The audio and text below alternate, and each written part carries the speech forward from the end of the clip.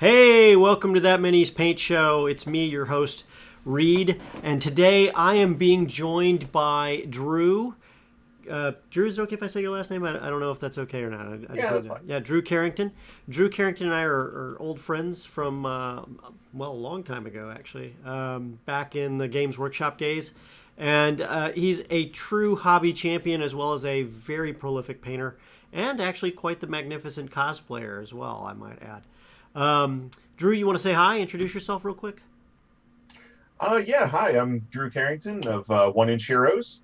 I do a lot of hobby stuff. I do a lot of painting work. I've been in painting miniatures for going on 3 decades now. Yeah, that's basically me and what I'm about. I love painting minis and I love making minis that tell a story. All right. And you can be found on Twitter where? I can be found at twitter.com, One Inch Heroes, and Instagram, Facebook, all Twitch, and what's the other one? Facebook? Yeah, FaceSpace? Facebook. Yeah, all the major ones under the same name. Okay. I'm going to put that in chat just so everybody has it. And I believe you have an underscore between 1 inch and heroes, correct? That is correct. Yeah, okay, there. There it is in chat. So you guys go check out Drew when you get a chance, and definitely check him out and follow him when you get some time today. I think you will be very excited to see some of the pictures he puts together. So what are we working on today, Drew? I have a bunch of stuff on my project desk. A bunch of Space Marines. I think I'm going to try and finish up. Mm-hmm. I have a base that I was probably going to go through and do some of my rust technique on for one of my Inquisimunda miniatures. Mm-hmm. Inquisimunda. That's a very appropriate statement for that type of miniature, I bet. Yeah, it's there's been a real revolution recently in doing uh, trying to everyone basically making your own spin or trying to take inspiration from the works of John Blanche, who was heavily involved in the creation of the 40K universe and its artwork. So basically making everything grim and dark and dirty with a lot of real muted, subtle tones, as well as just trying to make every piece in your warband as creepy as humanly possible. Yeah, that This, definitely sounds like John Blanche. That's John Blanche I remember. Yeah. yeah, this base that I'm working on is going to be for one of my larger pieces. I've actually created a sort of psyker in a jar. He's basically this big, like, horrible mutant thing that just lives inside of a jar set on top of a hover chair. That floats along, and oh god, he's so creepy, but he's one of my favorite models in my warband that I've created so far. Sounds perfect. Oh my goodness, sounds like something fell down upstairs. Um, well, I'm excited to see what you're working on today. I'm working on scenery today for fantasy stuff. I'm wrapping up the stuff that I started last week, and then we'll proceed from there. So we're only going to be on for 2 hours tonight, and then I'm actually going to be over on Big Bearded Nerd channel, Big Bearded Nerd 21 at Twitch. Apparently, I'm reprising my role as a smuggler thief from our Star Wars one shots, so I'll be there. Check that out when you get a chance. So let's kind of get started here a little bit here. So if you want to show off your stuff at any point in time, Drew, feel free to let me know, and I'll make sure I transition the camera for you. And All right. chat, we're excited to see anything you guys are asking us about today.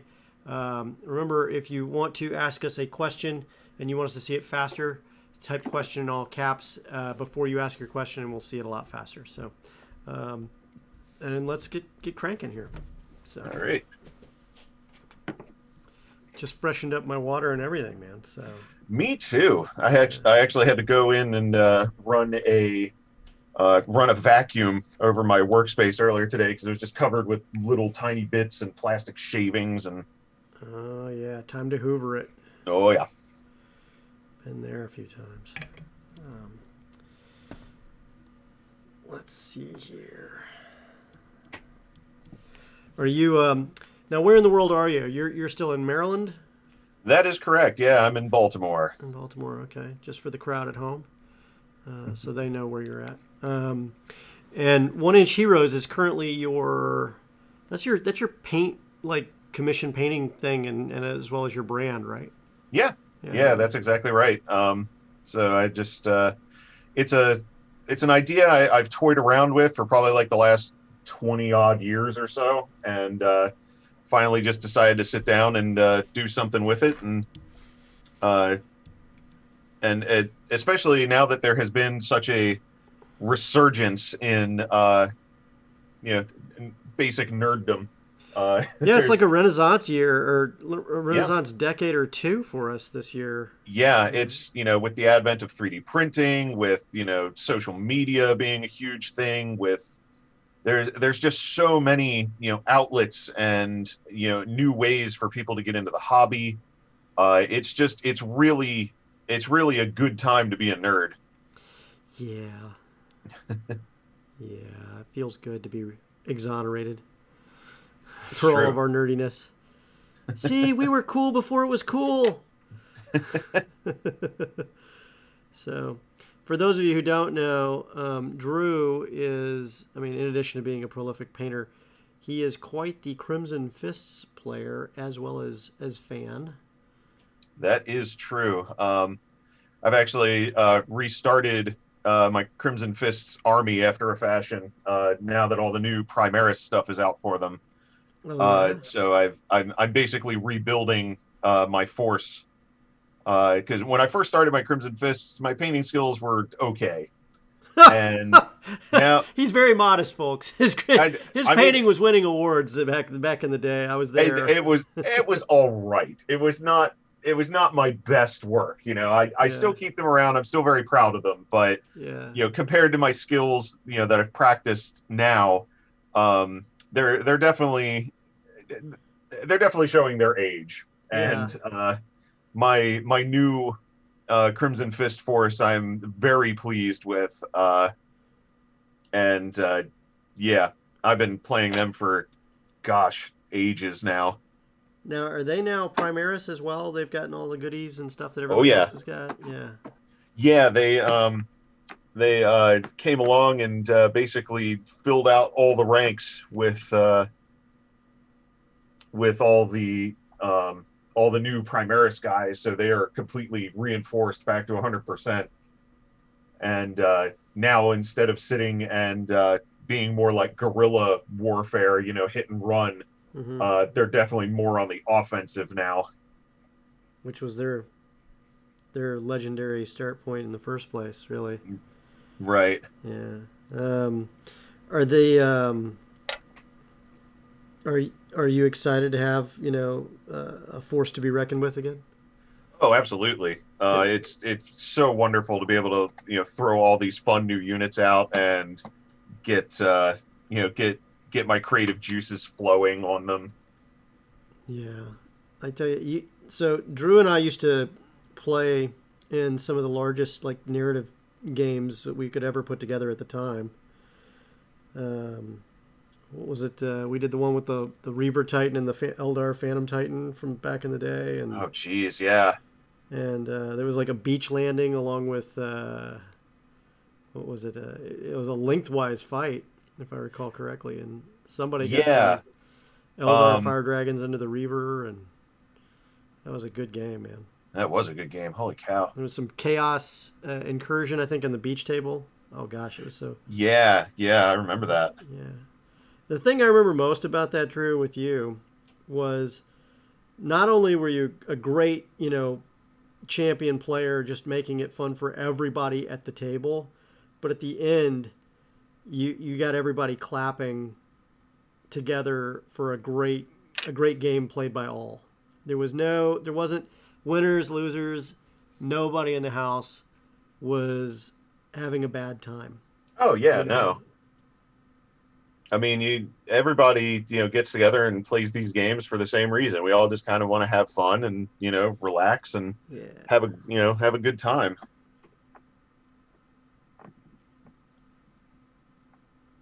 What would you say is your latest like breakthrough as a painter? Uh, hmm. I have recently started doing some more work with some of the contrast paints.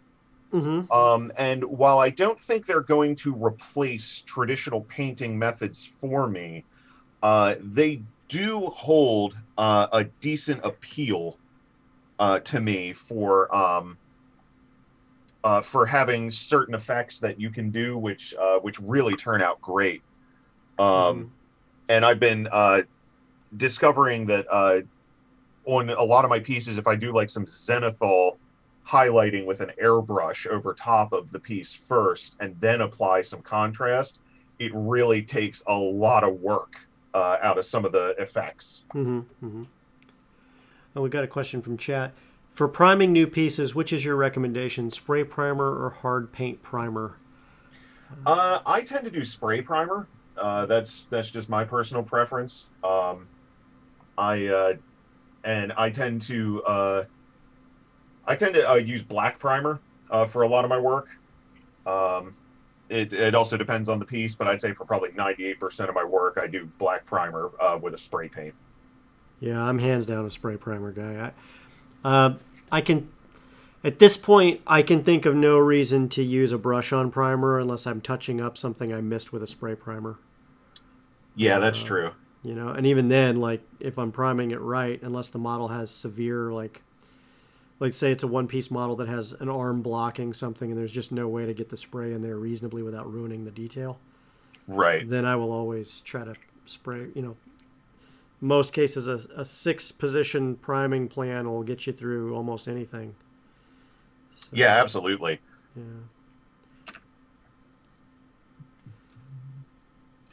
Ooh, Good it's question from time the for chat, though. Good question from the chat. I appreciate yeah. that. That came from Monk's Games. So, Monk's Games, thanks very much for that question.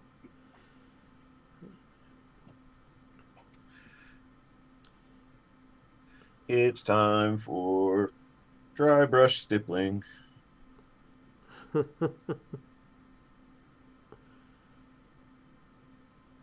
which is one of my favorite ways of painting rust because Oh, yeah. there's really not a wrong way to do it. No, not for rust. No. And if What it what gets rust are you using? How are you doing your rust? Bright oranges, or are you actually using a um rust effects paint? one of the things that I do is I build up um with a metallic. I tend to start with what's that color? I start with Warplock bronze, Mm-hmm. Mm-hmm. um, like the traditional like tin bits kind of Yeah, yeah, yeah. dark brown metal, and I do that all over really heavily. Sometimes I'll just paint it straight on, and then as you do the rust and build up, you'll get to the point where it looks like more rust, and you'll get to the oranges, the yellows, the lighter browns, that sort of thing. Mm-hmm. And once you get up to that, having the little speckles of the brown metal poking through in places makes it look like um, the metal is still decaying, like there's still metal there and it's wet. Mm-hmm. And that's what's causing all that rust and nastiness. Are you doing this for a Nurgle thing or No, just? actually, some friends of mine and I decided after seeing a lot of the Inquisimunda stuff, the Ink 28, Dark Age of Sigmar, and more especially like we were talking about before the show with the like the Blanchitsu style. Mm-hmm. We decided to do a little narrative campaign uh, for all of our Inquisimunda groups where we are investigating the ruins of a space Hulk. Oh, beautiful, beautiful. So there's all kinds of nasty horrors and things that are awaiting us. And so I'm deciding to do all of my guys in like really rusted hallways and that sort of thing. So it looks like they're, exploring this ancient derelict husk of a ship. Love it, love it. I I do, I use the same techniques for rust that I do for things like patina and corrosion on copper. Mm. It's just a different color choice. So I do a stippling, over metals. So I'll start with the original metal color that was supposed to be there. Then I'll, 10 bits it up. Or in the case of the Army painter, I'll use like weapon bronze or even darker, what's it called? True copper. And then from there, I'll work up various shades of orange, dark orange, then brighter oranges to get that rust effect. Yeah. And then they actually have a really cool technical paint called dry rust, which I've used a few times with great effect. And it dries in a way that, it's pretty impressive for the rust side. Nice. For copper and the patina and stuff like that, I just, start with the copper color, and then you use some blues and greens, and then layer up some white in there with the stippling brush as well. And that creates that... I guess, what is it, tarnish or a corrosion effect that copper has? What do you call that? The patina. Verdigris. The what? Verdigris? Verdigris. Yeah, the verdigris. It's like a it's blue-green. when copper degrades. Yeah. Which Vallejo actually makes a really good verdigris paint. Mm-hmm. That's really good. And I have found, however, it is way too strong on its own. Oh, really? So I'll do the same thing with copper, where I'll build it up with the blues and greens and lighter colors. Mm-hmm. But then I add in the verdigris as one of the final steps, and I really only do it on like the lowest points where water would run and sit, as well as like rivets and that sort of thing. Mm-hmm. And it makes a real good like light last layer by itself. Oh, yeah, I could see that. I could definitely see that.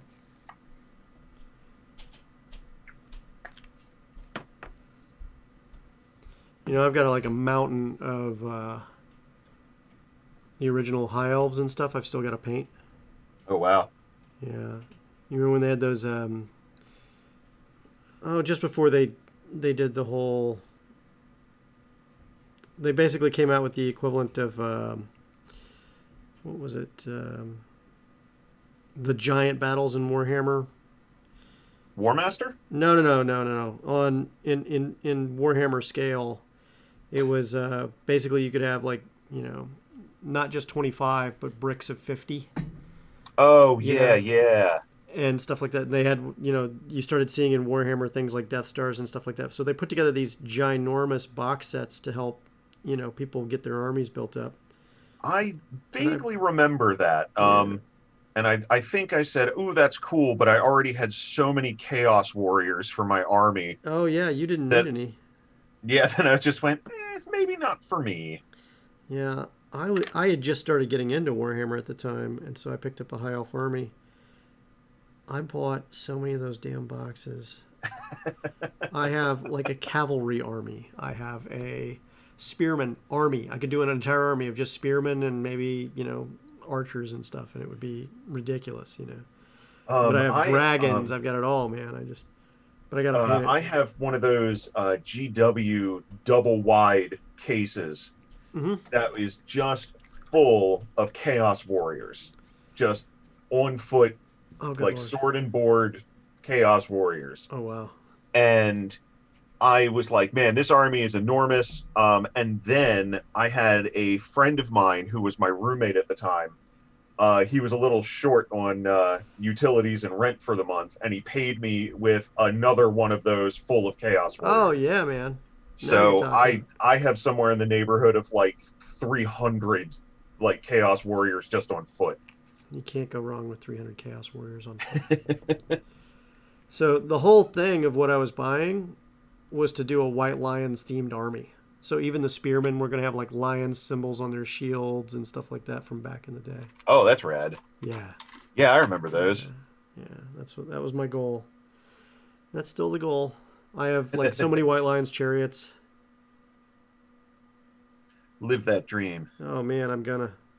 But now I also have a Sigmar army I got to paint now too, because you know how it is. I got to tell you, some of the stuff that GW is putting out now for Age of Sigmar is just amazing. Absolutely trying to drag me back into doing another fantasy army. They're really good about helping you make good decisions. Citation needed. Yeah, yeah. Citation definitely needed. Uh,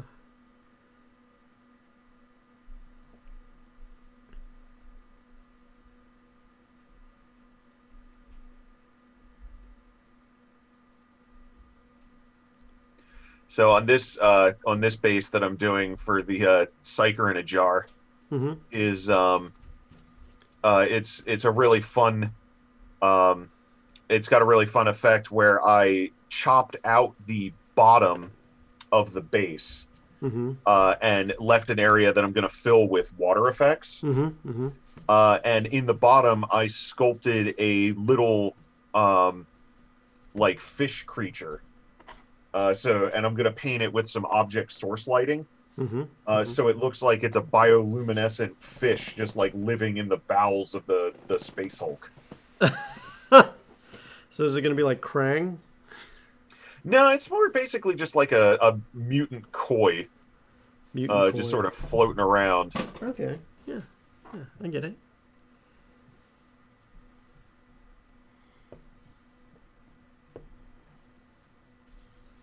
He's yeah, that's one of my biggest things with miniatures is they should tell a story. You know, they Mm-hmm. should inform you when you look at them. And that's one thing that's always been super fun for me is making bases that inform and tell a story because it's a miniature on its own is one thing.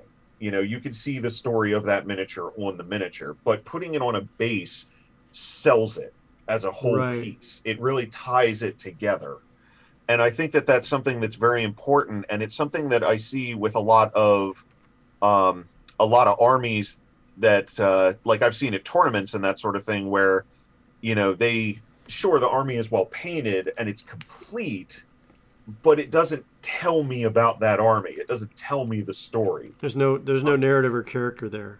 Yeah. Exactly. And Yeah. one of the things, like with my Crimson Fists, is I've based them as urban siege specialists for a long time. Mm-hmm. So I tend to do them with like broken rubble and lots of grays and concrete dust, that sort of thing. Mm-hmm. And I've started adding to it bits of like metal that's rusted and little bricks, faces of statues that have crumbled, you know, that they're running over top of, Mm-hmm. because it really gives the impression that this is, you know, this place is a nightmare of, you know, of explosions and urban rubble. Mm-hmm. And I think that that's something that really sells the army as a whole. You do army army on parade type stands for your stuff, right? I have in the past, yeah. Yeah. And in fact, I have found uh, one of the cheapest and easiest ways to build like a really nice display board Mm-hmm. is I go to IKEA and I buy a picture frame because they're like $10 and you take the glass out of it and it has an MDF backer. Mm-hmm. And then I just make the display board on the MDF backer, put it right back into the picture frame, Mm-hmm. and then this serves two purposes. One is you get a frame that is already really well built and put together. Mm-hmm. The second is when I'm done with them, I can hang them on my wall and they're out of the way. And then I have a really cool like 3D art effect up on my wall, you know, that makes people like, oh, cool, look at that. Like it's a, you know, cityscape looking down. Yep. Yep. Big hello to Flame Wolf 6 and Amber Anna 391. Thanks for stopping by tonight. If you have any questions, just type question in all caps in the chat, and we will respond to your question as soon as we see it. I always love, I'm kind of a scenery guy at heart, to be honest, which I think you knew from my Oh yeah. our time together in the background is if I could do scenery, and if you're a scenery guy, every gaming group loves you. Oh yeah. Yeah, so My I I've just introduced a couple people in my gaming group to the game Rangers of Shadow Deep, Oh yeah, yeah, yeah. which is just phenomenal, The and miniatures are great for that too. it has really invigorated me to build more terrain for my group. And one of the things that one of my clients actually just paid for his commission with a 3D printer. Hmm. So I now have a 3D printer, and so one of the scenarios in Rangers requires a river that goes across the entire length of the board. Mm-hmm. So I spent all week just printing out river sections. Um, and so now all I have to do is prime them and basically give them an airbrush and a dry brush, and they're done. Um, and yeah, so that is one of the things that's super cool about the technology that we have available now, is making it super easy for guys like us to crank out some awesome looking terrain. Absolutely.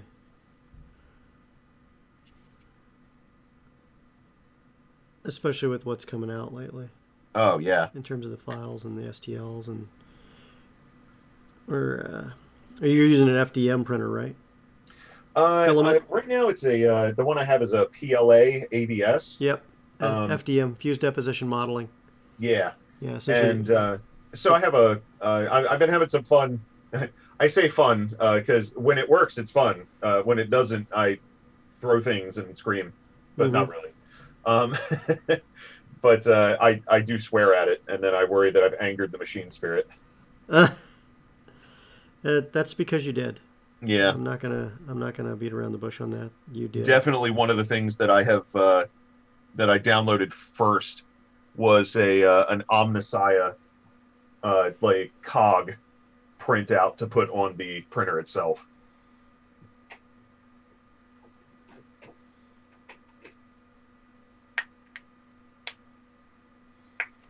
Flame Wolf 6, we are glad to have you as part of the community.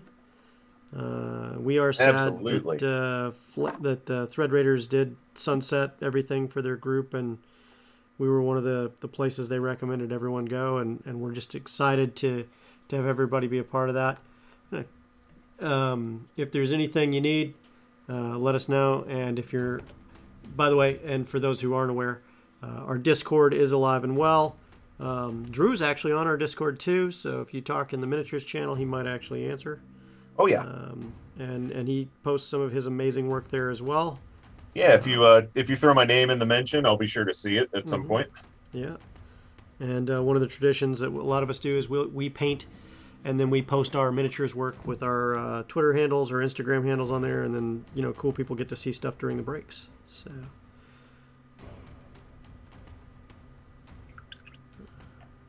Did you get a lot of snow? We got a little bit, not a crazy amount. How about you? Snow has been hit or miss. I was kind of didn't expect any, and then suddenly we got some this weekend. So It's usually how she goes.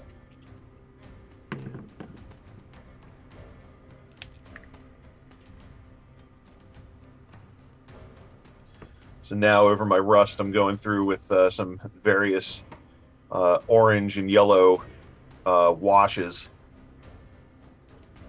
just in random spots. Oh yeah. And yeah, I put that down, and it doesn't matter if like they overlap and mix. I think it actually makes it look more natural when it's all kind of like random and spilled together.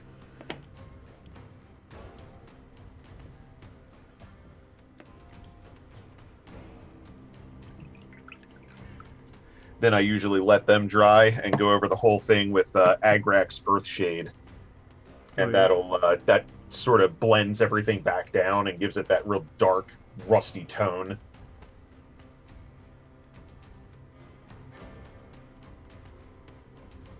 So, like, I can show you here. Oh,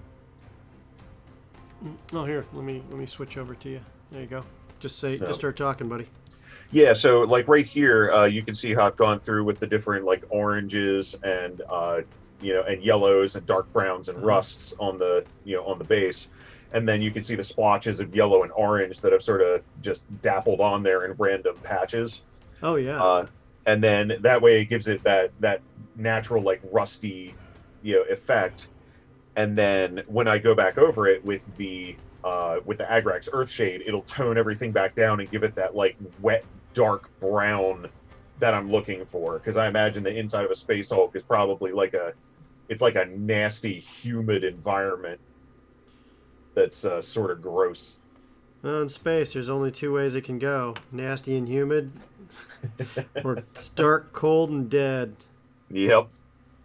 The one of the things that I've done also is I've used some different weathering powders on the warband's members' legs, so it looks like they're kicking up a bunch of rust, dust, and it's just sticking to them as they're going along. Which weathering powders are you using? I use a lot of the MIG stuff. I actually go the El Cheapo route, and I use chalk pastels. I have chalk pastels as well. Yeah, and I just grind them up on a piece of sandpaper, and then apply them using a soft makeup brush. Yep. And then once you're done, if you stand back a little ways, like don't put your matte seal, whether you use an airbrush or a spray can, like right up on the mini, or it'll blow away. Mm-hmm. But if you stand back like 2 feet and just kind of let it spritz onto the model, so it adheres, and then you can do a little bit of a closer shot later if you want. That helps it all stick. Yeah. To the mini. I've done a few pastels. I use the pastels for a variety of things. I've even marked stuff with the pastels directly, depending on what you're trying to do. But that was for tanks. Gotcha. I would never mark a miniature in 28 millimeter or smaller directly. It just, you won't get the effect. No. That you're looking for. But,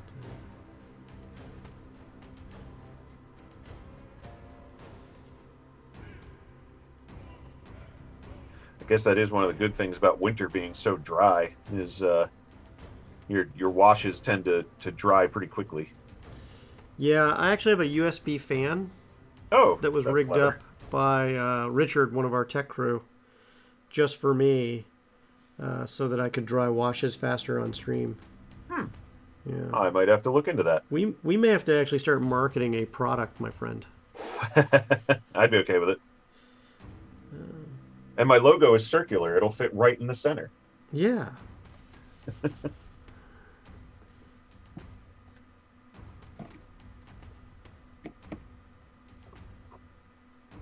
So I was noticing you and I have similar paint setups in the background. Yeah, well, I loved yours when I saw it, because I remember we were talking in social media not that long ago. I'm like, holy crap, that's amazing! How did you do that? You want to tell people how you built that? Because I think it's a good story. Yeah, I was basically I got the idea from somewhere to that I was just like, I need more elbow room around my paint area. And what I did was I found that a lot of the Vallejo or like army painter style bottles fit inside 1-inch PVC. So I went and bought a couple lengths of like 10-foot PVC and just sat with a PVC cutter and just clipped out a whole bunch of like 2-inch long sections and gorilla glued them all down to MDF, and then screwed it up onto the wall.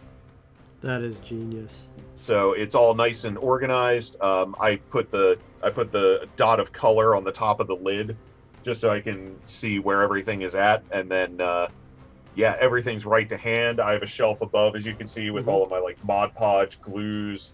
I put a little bar across here that holds all my clippers and pliers and other things. And yeah, so that's been a really fun thing to have, just to keep my area nice and tidy. That's amazing. I would have been busting that stuff out with a miter saw so fast. And then, a light belt sanding to buffer off the burrs, but oh my gosh, what a great idea. No, yeah, using the cutter means there's no burrs or anything on a PVC cutter? Yeah, the PVC cutter. It kind of looks like an orc power claw, Yeah, yeah, but it and takes forever. yeah, it does take forever. And I think I had to sit with ice on my wrist for about 4 days after it because I Yeah, was like, "This was the dumbest way possible." believe it or not, I used to, I think one of the other similarities that you and I have is we both worked in telecommunications for a while too. Yeah, I think mine was about a decade before you, though. And I was splicing um, cable, coaxial cable, but not the. I mean, yeah, I could do the small stuff for houses and stuff too, but I was splicing the big trunk cable yeah, that was put on the amps and that basically got the cable from wherever they were sending it from all the way to your neighborhood and then from your neighborhood to your house. So there's a right. number of different steps that have to travel, and we use PVC cutters to cut the cable. Oh, nice. But you have to use a different. You have to stop at a certain point and rotate it around, and you cannot hit the copper. Then because when you do coaxial cable, there's that thin little piece of copper that sticks out that goes into your TV and all that other stuff.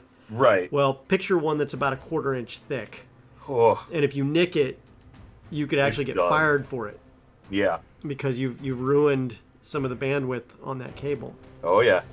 So because the high frequency stuff rides on the outside of the cable, Yep. and so it was like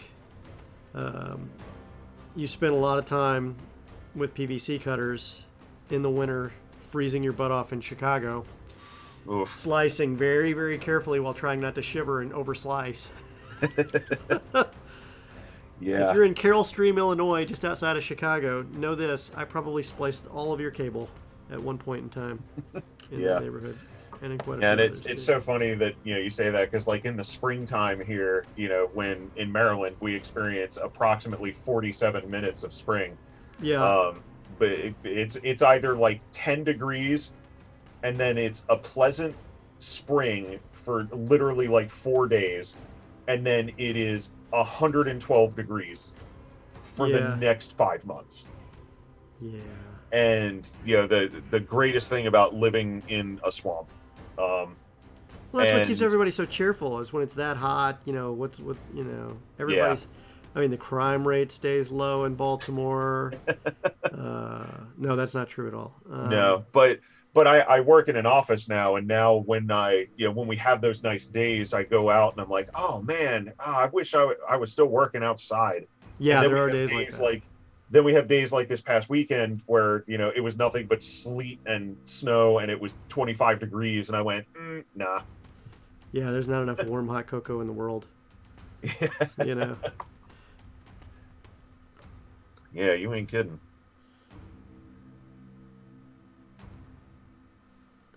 Let's see here.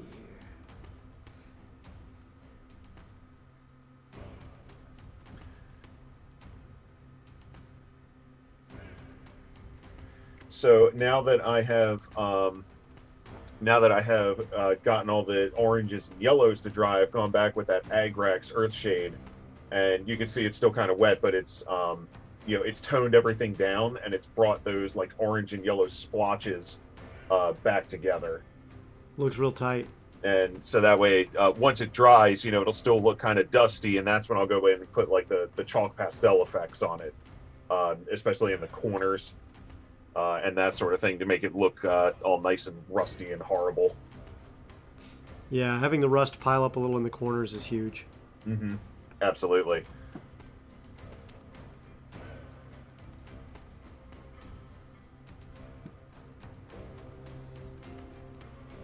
I tell you, unlike the before times, we've had a lot of time to sit around and paint. That is true. It's been great. I actually kept a running tally for 2020 of how many miniatures I painted, and I was at 209. 209. Well, I can see you doing 209 in that time. I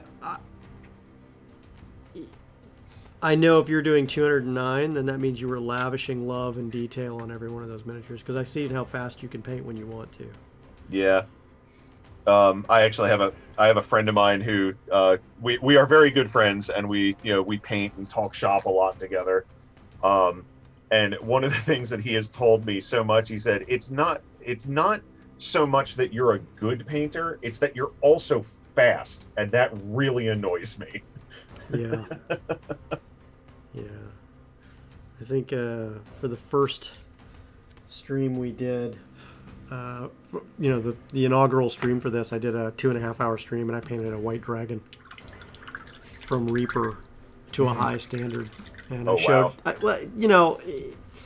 to be honest, it's a white dragon. There's only so many colors you can put on it, and you can still make a white dragon look damn good just by doing the steps in the right order and a whole lot of dry brushing. you know. Gotcha. And then I'll be honest, the other part that helped was the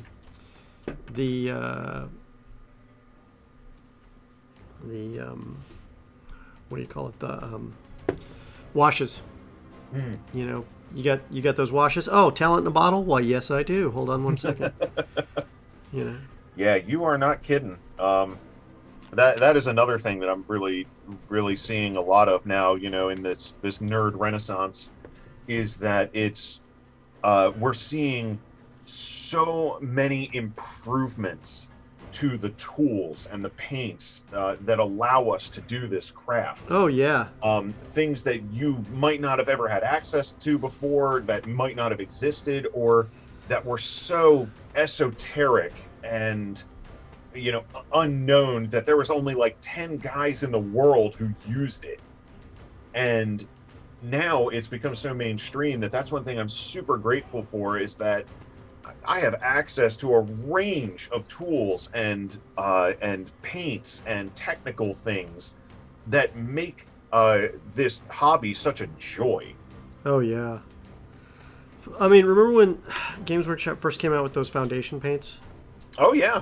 I still have them. Yeah, I still do too. High volume, like quadruple the pigment count as a, Yeah, regular paint. they're super saturated. And they could dry fast too, so you could get your basing and blocking in of color fast.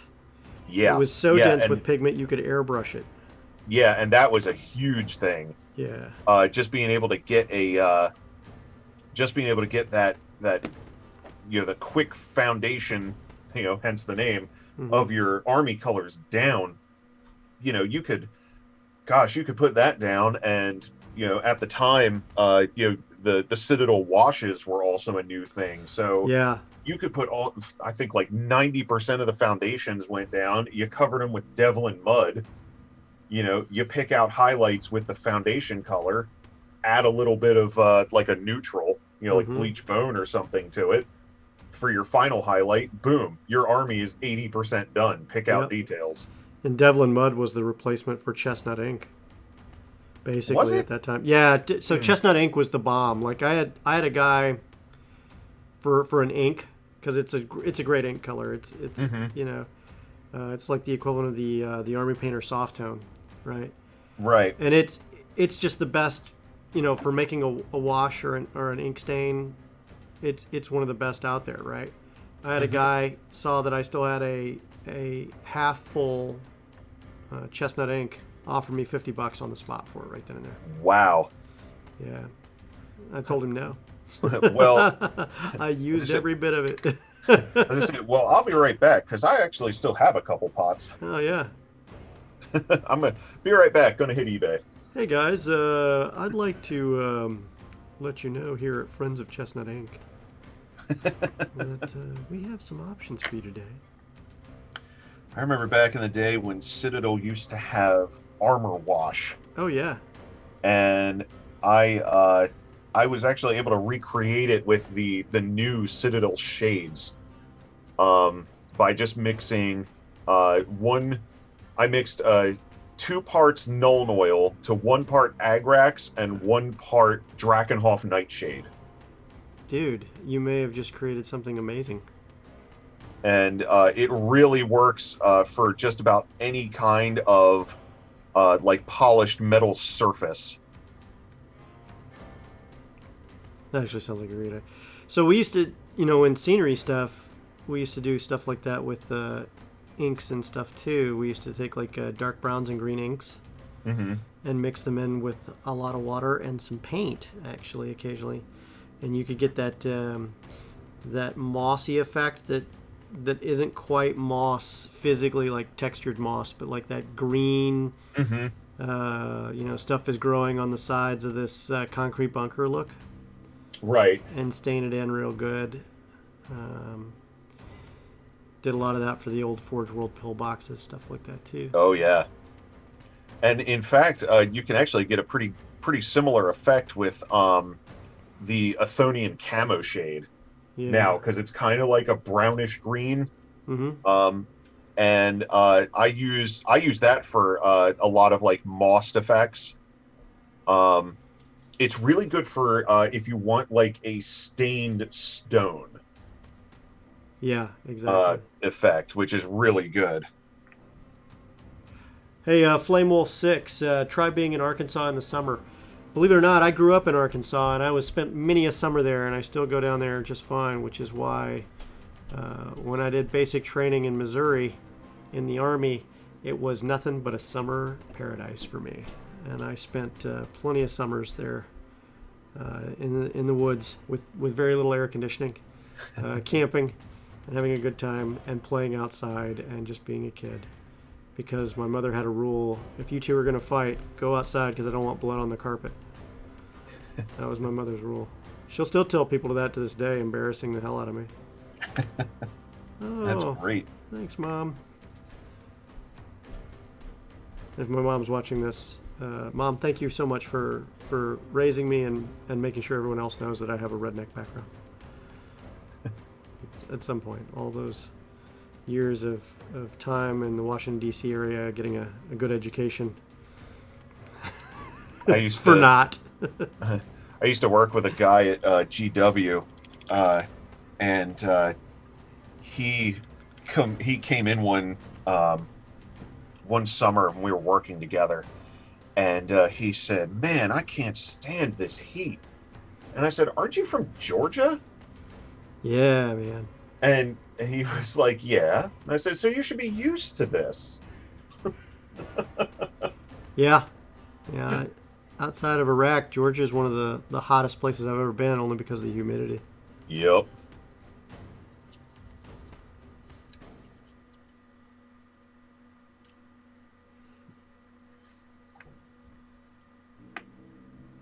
Well, that and Kuwait. I think Kuwait's actually closer to the sun at all times than the rest of the earth. That in Phoenix, Arizona. Yeah.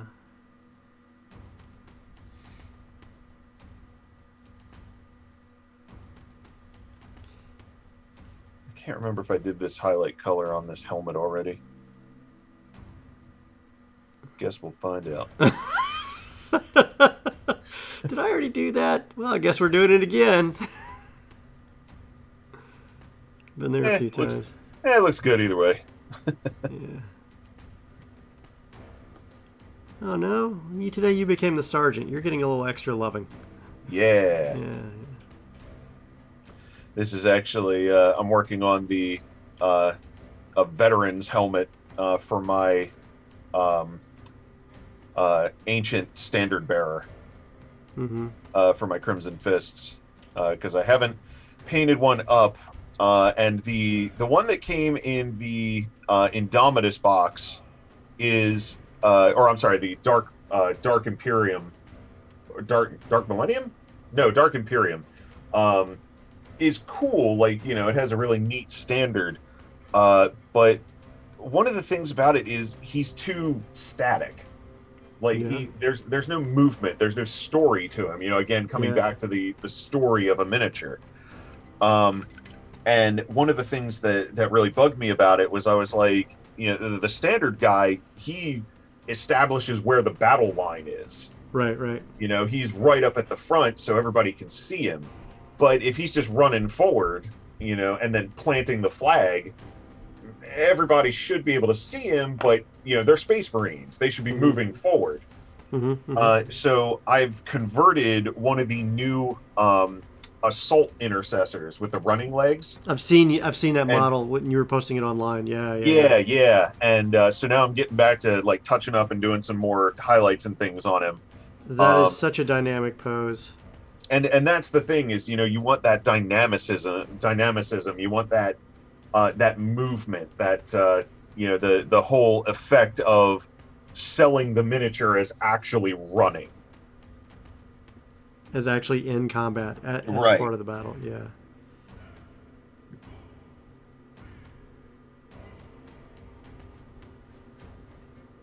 And he can get a little extra highlight love. He's going to be, a one-off hero model.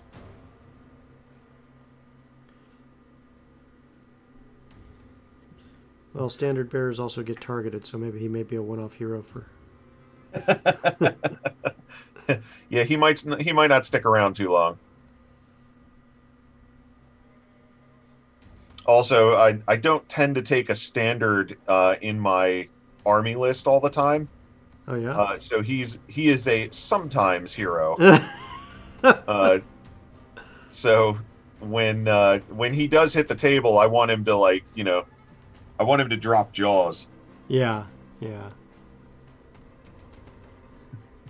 So have I done this highlight? Probably, but taking the little extra time never hurt.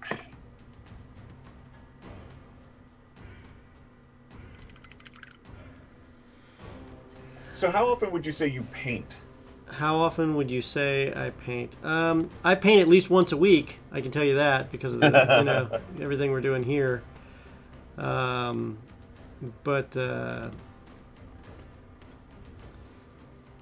let's see here. But I paint once or twice a week all the time, Nice. on a regular basis, and then that's also based on when I actually have time. Gotcha. Obviously I paint once a week for what I do here, and then occasionally I'll do some stuff for our Patreon, because a lot of what I paint on the show I also produce a paint plan for. Oh, okay. So other people can see, how I paint it. So if you're on like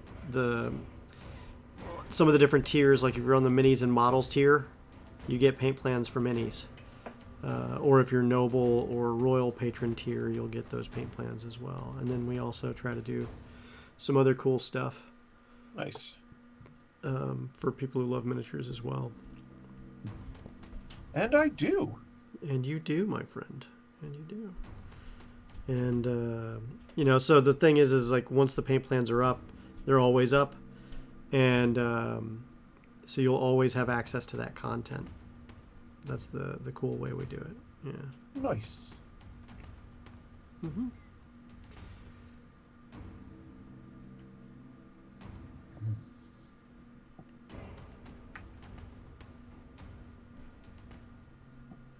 We've got a number of different patrons that are really cool, that are doing some stuff with that.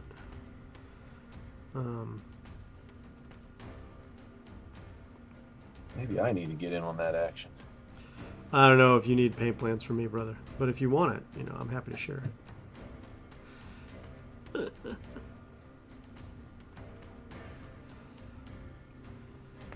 I would, when it comes to Crimson Fists, I'll be getting my paint plans from you, my friend. That's fair. Yeah, I've got those guys down to a science now. Yeah, you do, and that's not an unknown thing. It was funny. I was right before the in the before times when 9th edition had dropped, and my gaming group had found all the rules for Crusade very appealing. Mm-hmm, mm-hmm. We had all decided we were going to do armies and do like a big narrative Crusade campaign. Mm-hmm, mm-hmm. And this was right when the Primera, like all the new Primera stuff was really starting to come Everybody out. was freaking out about it. It was like, oh Yeah. my god, look at all this stuff. And so I was going nuts, like painted an intercessor squad, done, painted an intercessor squad, done, painted these guys, done, and I was just cranking through them in anticipation of the Crusade. And then all of a sudden it was like pandemic, lockdown, nobody go anywhere, and I was like, well, now I got this huge army done, that's cool. I'll be doing my crusade at Right. home.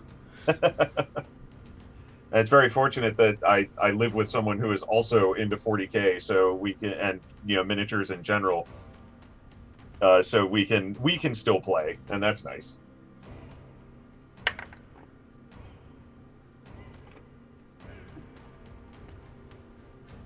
That is always a treat when you can get that. I I am not in that situation. So, are you still planning out a crusade army?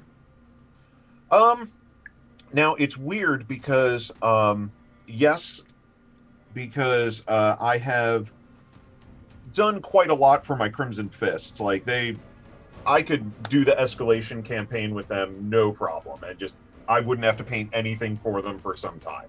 Mm-hmm. But one of the guys in the Crusade decided to do his own Blood Angels successor chapter, Mm-hmm.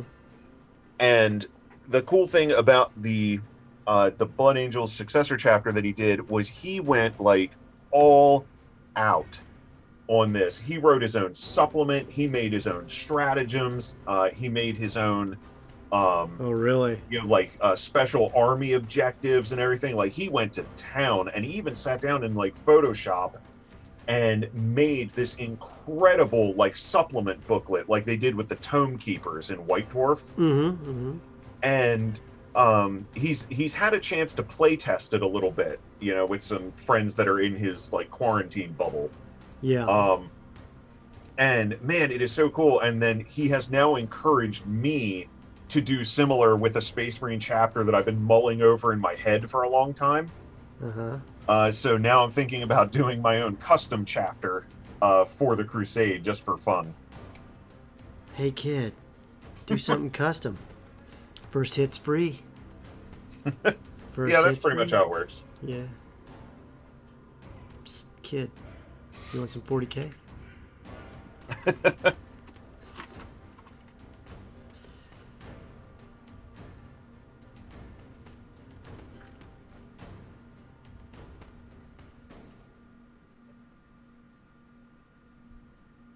Mm.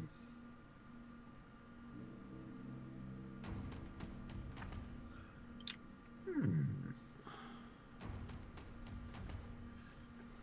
I have another sword?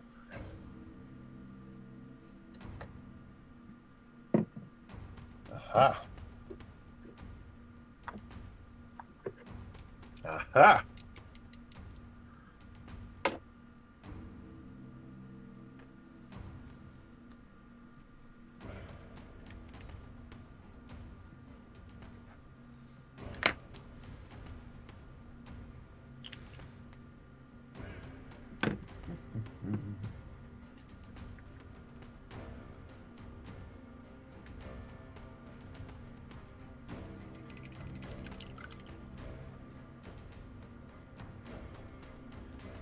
Yeah, I think one of the biggest gaming finds for us has been that Rangers of Shadow Deep game, because like everybody has gotten on board with a co-op narrative game. It's such a great set of miniatures too. I just can't Hmm. can't begin to express how cool the minis are for that game. Yeah, and it's fun because we've all been using different different minis for our own uh, Ranger models, which is Mm-hmm. great. Like, some people in the group use GW models. Like my Ranger is from Ouroboros miniatures. There's who is that one? One of them is 3D printed. Mm-hmm. And yeah, so we have all kinds in the group, which is super cool because it makes them all as unique as our own heroes. Yeah, that doesn't. I mean, like the great part about being with miniatures, painters and stuff who really love the hobby for all it's worth is you're always, inspiring each other to greater heights of skill and concepts, and so coming, with everybody getting their own custom concepts for their army or their miniatures, and then taking the painting to the next level as well with that to make it unique even further. It's not just a different mini; it's even further unique with the paint schemes and stuff like that too. You can't beat those days, man. Those are awesome days. Oh yeah. We have my one friend who made the his own Blood Angel successor supplement. He is using one of the old Empire generals as his ranger, who has yeah, he was the bearded guy with the big gut. Bearded guy with the big gut. Yeah, like one of the old Empire captains. Oh yeah. From Warhammer, and he is basically playing him as this this old ranger called out of retirement, who is well past his prime, but he seems to be the only one who doesn't know it.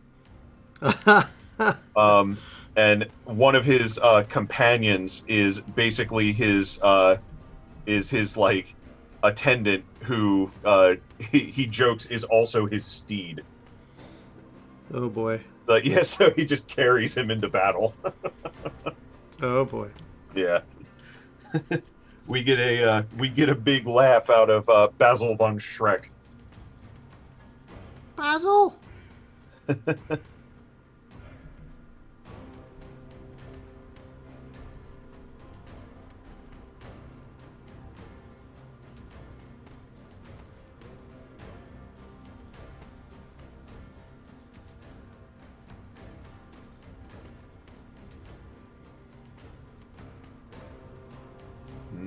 Highlighting gold.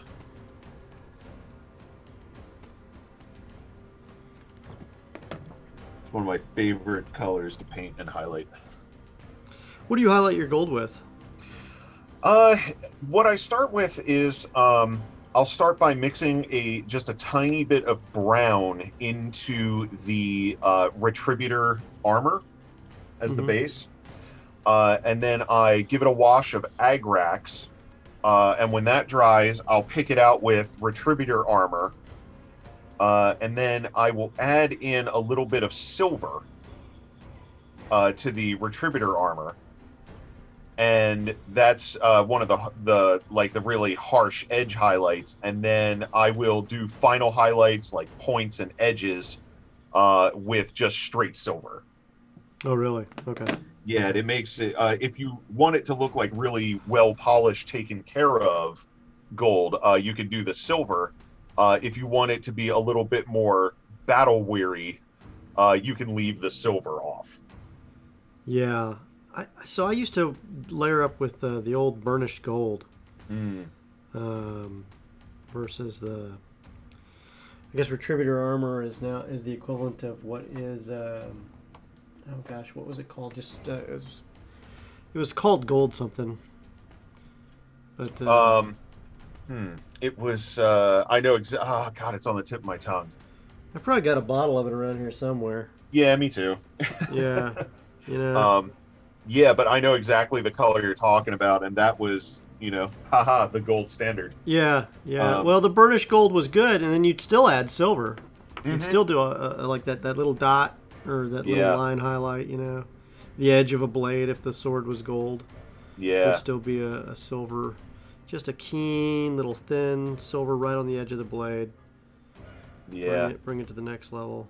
I gotta tell you, for a long time, GW did not wow me with their metals. Yeah. For a very long time.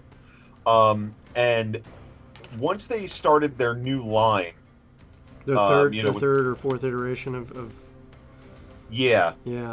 And now like Retributor Gold is my go-to for doing gold on any miniature. It's just phenomenal.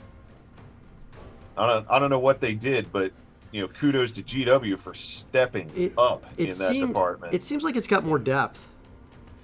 I think it does, and I think one of the things that they've always done, especially in the Citadel line, is they've really gone for like that hyper pigment.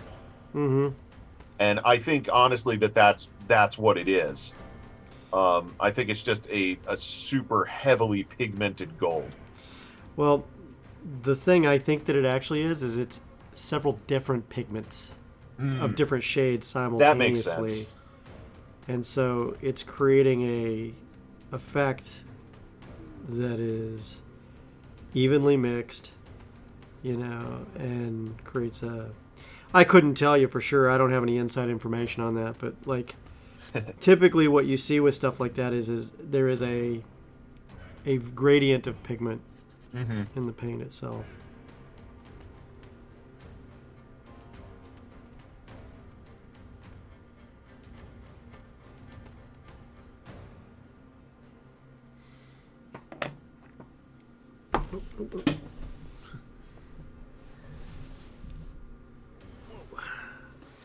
Hopefully nobody saw that as I dropped, whatever I was working on. Luckily, I hadn't started painting this particular piece yet. Fortunate.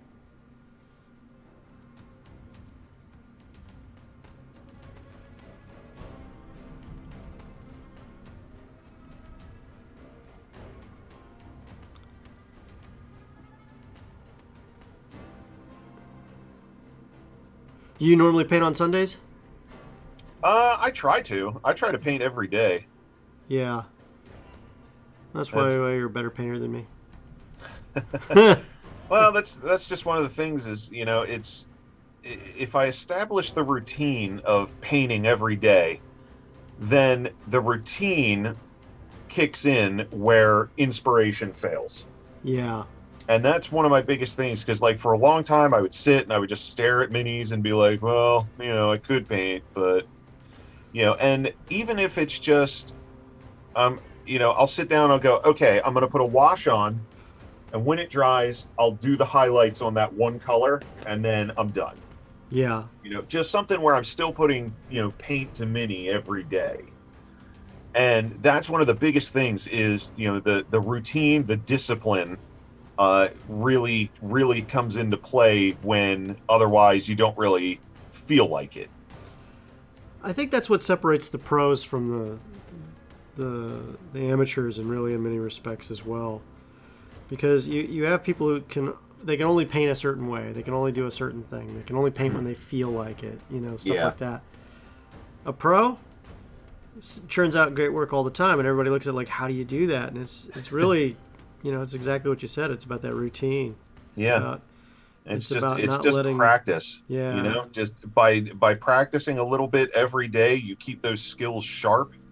And and if by keeping the skills sharp, you can then go, okay, I don't need to practice this technique as much anymore, and I can learn something new in that time.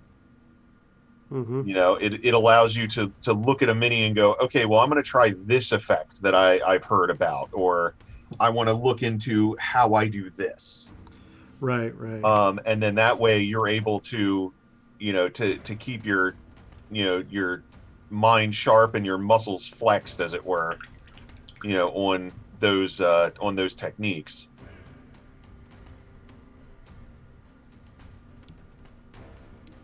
It's like riding a bike.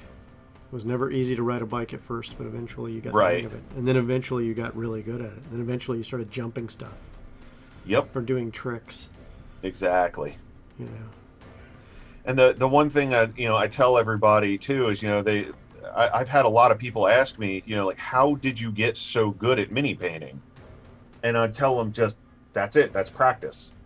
I've been painting for like 30 years at this point. And it's one of those things where, I didn't just wake up one day and go, you know what, I'm going to try my hand at mini painting and start banging out golden demons. Yeah, exactly. Which actually I've never won. But the point being is that, if you just sit down and practice, the discipline and the routine will trump natural talent every time. Right. If you don't do anything with it. You still talk to Justin Shiflett? I see him around from time to time. Yeah. I talk to him usually every few months. I'll hit him up on something. And it's really sad. He doesn't really paint anymore. Okay. Yeah, well, he does a lot of he has been doing a lot of like movie effects stuff. Yeah, Yeah, I wrote his. I wrote the. I mean, he got in on his talent. Don't get me wrong, but I wrote Oh the yeah. recommendation to get him into that school. Oh nice. Yeah. Well, it was an easy decision. I mean, look at him. He's a talented guy, Yeah, right? he's really good at what he does. Yeah. So when he said, "Hey, can you do this for me?" I was like, "Sure, no problem. I'll do it right now." I took care of it. Nice. You know. Yeah. I I couldn't think of a better person to do that for in terms of like Right. talent, skill, ability to take something from thought and idea to completion. But I've also never seen a guy who would literally hand mix paints, show me a color, and then I would pull the color off the Games Workshop paint thing and say, "Look, you just mixed this color." Hmm. You know, Yeah.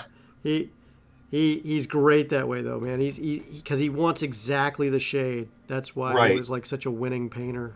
Yeah. He really went the extra mile on his stuff, and it showed. Yeah.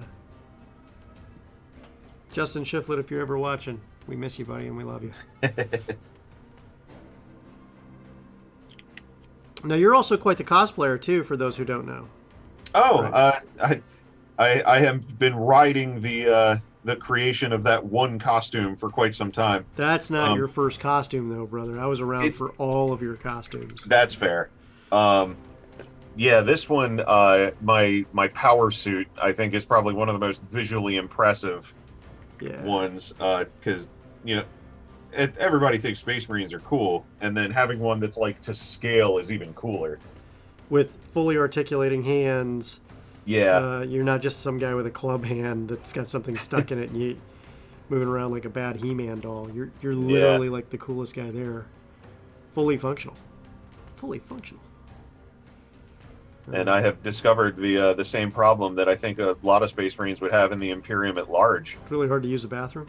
It is really difficult to maneuver through human-sized spaces. Yes. Well, I don't think that they're as concerned about the human-sized spaces looking the same way when they maneuver through them. Yeah, that's fair. They just kind of wreck it. I'm pretty sure they have never once heard the term collateral damage and paid it any heed. Nah, not once.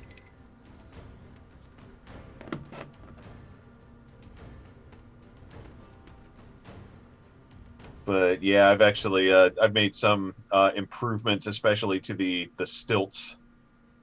Oh yeah. Yeah, and so I've made some really sturdy improvements to them to the point that I can now move at a brisk walk Oh yeah. in it. So like I'm not up to sprinting yet, but it's definitely getting a little better. Um, and my wife also has a power armor suit. No kidding. Yeah, she has a Space Wolf one that's also to scale. That is badass, dude. And we actually, once our basement is remodeled and we have a workshop again, we're going to be doing a new iteration of them. Mm-hmm. Maybe going to like Primaris style, the Mark 10 Tacitus armor. Good lord, dude! It's gonna Um, be a tiny head and a giant suit. and the well, no, but the thing is we're going to use like similar scaling to the ones we have now. But we're probably going to take everything down by about 20%. Oh really? So it fits us a little bit better, Uh-huh. but still maintains like the impressive stature. The look and style. Yeah. Yeah. Well, if you need a museum to post that one when it's done, the old one, Yeah. I know just the place. We will give it a loving home for Brother Carrington. I was and gonna his say suit of armor. maybe I'll send you the old one because I'm not sure I have enough room in my house for 4 suits of power armor. Dude, when I first saw you making the first one, because at first we didn't know, when you were posting that stuff on, I think it was on Facebook at the time, Yeah, yeah. I didn't really know what you were doing, but I'm like, he's shaping and forming things, and this is interesting. And then like as the weeks dragged on, and we're seeing like things start to form up, and then the next thing I know, you're wearing a suit of power armor, and all I'm thinking to myself is, holy fuck, he did it, That was just amazing to me.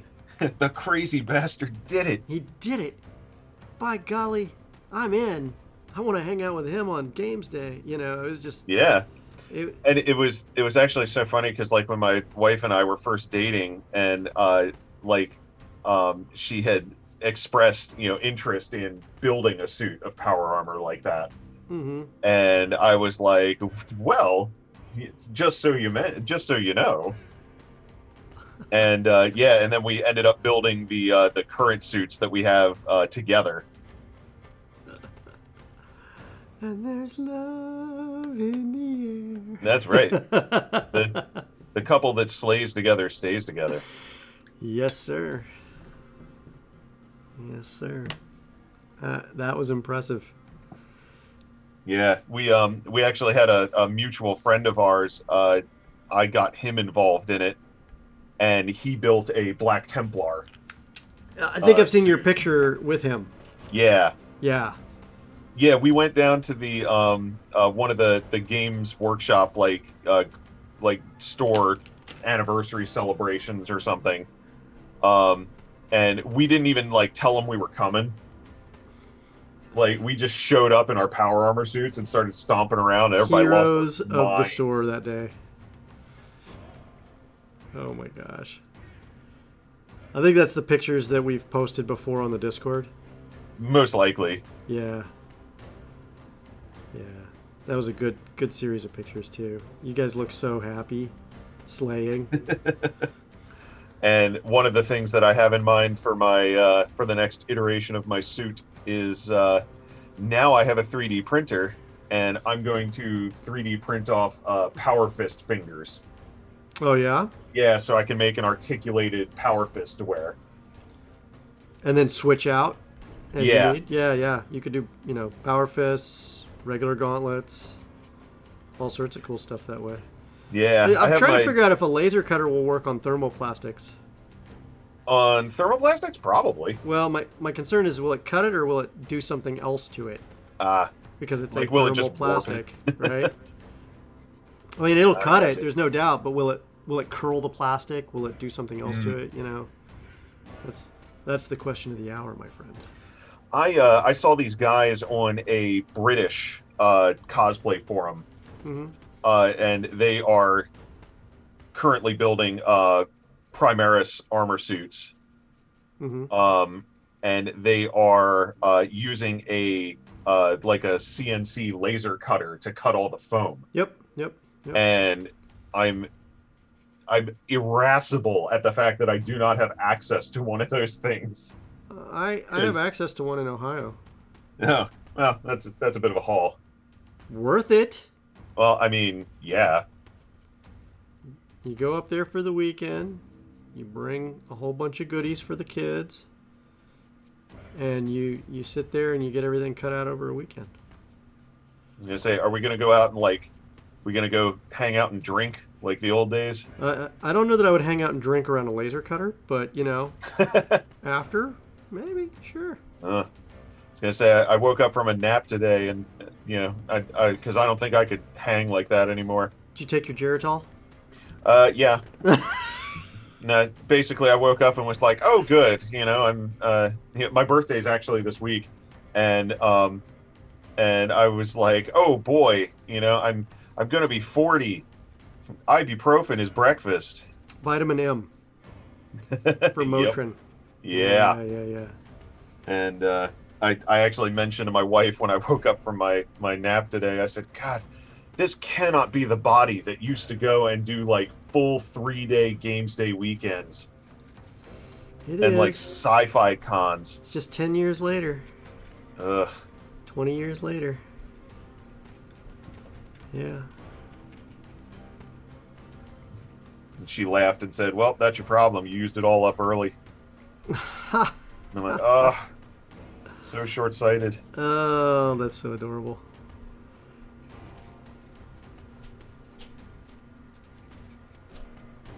Meanwhile, scarily, there's days I'm outrunning the 19-year-olds in my unit, my reserve unit, and I'm still trying to figure out how that happens. I mean, yeah, I've got some 19-year-old gazelles in there that can outrun me. you know, because I'm Yeah. 44. Like, what do you expect, right? Yeah, I mean, there's always going to be like, that one guy in the unit that, you know, is like, oh, hey, we're going to do, this like 7 mile, lap, and he'll run it and catch back up to you. I'm that guy. Yeah, I know you're that guy. I'm that guy who literally will be on the road march with a heavy ruck. I'll start in the back because I'm usually the senior NCO on the field anyway, and I'll be marching along, and then I'll see like these young kids that are screwing around or getting slow, and I say, "Don't let this old man catch you!" And you watch them start running for their lives, and at the same time, it's like I still catch them, and that's the sad part. I just do not understand how that's happening. It was. Do you remember when I came in to hang out at the shop one time, and I think you just happened to be there, and I had the staff sergeant markings on my bag. Yeah. Just because like I picked them up from from like a flea market for like $1 or something. It was on my gaming backpack, so like whatever. And it was just so funny to me because you came up, we're like, oh, did you serve? I didn't know you were a staff sergeant. And I was like, oh no, I'm not. I just bought these. And he was like, and you were like, oh yeah, okay. I didn't think you were a staff sergeant because you're not a big enough jerk. Yeah, and I outrank staff sergeant, so I must be an even bigger jerk now. That's all right. That's all right. Yeah, no, I laugh about that still sometimes. Well, you know, you're pretty easygoing, which you don't, which there's a lot of guys who are in the Army, but like they usually aren't staff sergeants. Gotcha. Usually like guys who do their time and get out, because it just doesn't, and reasonably so. It's not a lifestyle that they did their time, and they they hopefully did it well. Yep. And then they left because at that point it was no longer their appeal. And I'm like, cool, they got their college money and they earned it, right? Yeah, exactly. I don't ever crap on somebody who got out. If anything, that means they're probably smarter than me. Oh no, you're a pretty clever guy. I am, but like you gotta. I mean, I've met some real smart folks, doing what I do and all that, and there's just some great people but they hit a certain point and they're just like, I don't want to deal with this anymore. And I'm like, I can't blame you. I think that's true of a lot of professions. Yeah, like telecommunications. Yeah. Oh, it's 20 below zero and there's snow falling and I have to use a chisel to get the soil open because it's frozen solid. Yeah. Yeah, that was always one of my favorite things. You go out and like the snow is coming down and it's like 17 degrees out. So brother. It's going to be 10 degrees colder up on that pole. Oh yeah, pole work? Yeah. Oh yeah, man. And you're sitting there strapping on your spikes, your climbing spikes, and you're just going, it's the winter. Like, why today?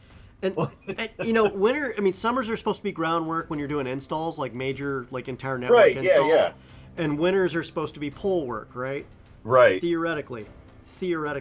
That's not what happened in Carroll Stream, Illinois that winter. No. Apparently there was a mistake made. We spent like Wait. A communications company that had terrible communication? Yeah. What? Yeah. So like we had to spend 3 weeks, literally. I mean, like we had to get special like ram chisels, that power chisels and stuff to get through the soil, right? And these guys finally rented one up, and you thought they were doing themselves a favor because they were able to chisel through all the soil real fast until you realize they accidentally chiseled through all the cable for like 25 houses simultaneously. And so like they're now having to resplice this cable for every house. So this speed thing up they just cost themselves all that same time having to do the tiny cables. And we get them done for each and every house. And I'm just like, oh my God. It's either that or you're beating the soil with a shovel and hoping for the best. Yeah, it was often a long-standing joke with us cable maintenance guys that we always used to joke, like, if you're ever out lost in the woods, just make sure that you're carrying like a 3-foot section of cable, Mm-hmm. bury it in the ground, and wait. Because within an hour, somebody's going to be along with a backhoe to tear it up. Oh yeah, yeah, yeah, yeah. Yeah. Oh yeah, I know that joke. That is it. That is real. That is real life. Yep. Follow them back to civilization. Yeah.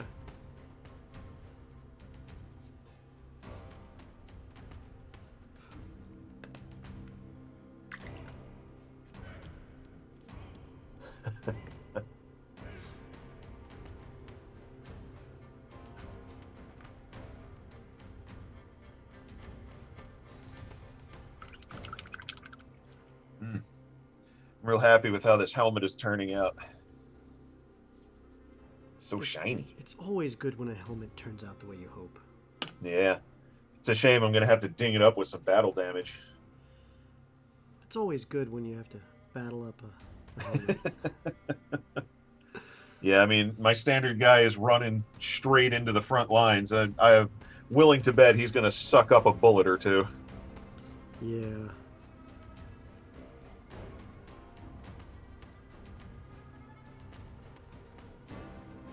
Do you remember, what was that kid's name? Maddie B, I think it was. Was it Maddie? Yeah, Maddie. The young kid Maddie at the store? Vaguely. Yeah. That kid loved buying Slaneshi demons. He was like 13, 14, and his parents would buy him like the naughtiest stuff. Oh, yeah. That kid was so hilarious. You know, his dad was a ranger, it turned out. Oh, Yeah. I did not know For all I know, that young man has already served 10 years in the Army and gotten out, or who knows. Isn't it crazy to think about that? All those kids we helped, you know, in the shops, man, they're all grown up, man. You know, Yeah. quite a few of them are serving, you know, in the Marine Corps. One of them, well, I mean, like, the Gallagher brothers, you know, they're building cabins and other cool stuff, Oh, yeah. you know? Yeah, I still talk with them. Yeah.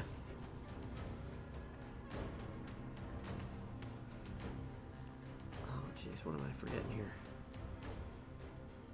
So in case you can't tell, there's a lot of scenery here that I'm having to paint, so... What? Yeah, I am not missing anything here.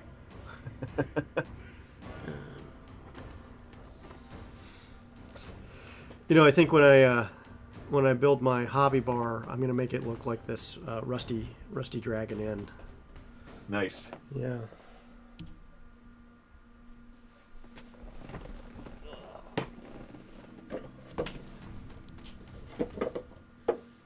Rusty Dragon Bar. That's what it's called.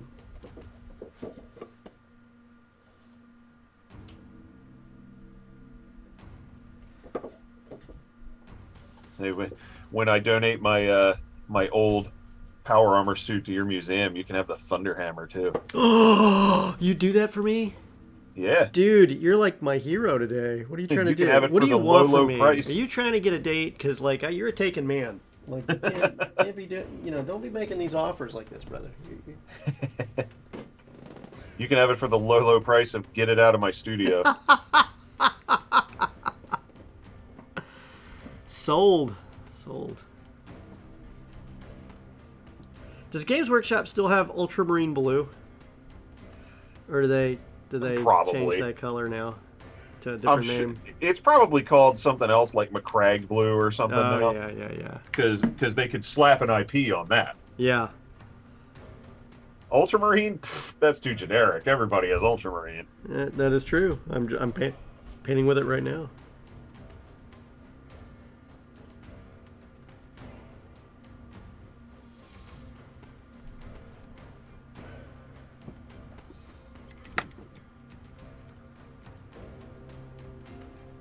I was gonna say I actually have it right here.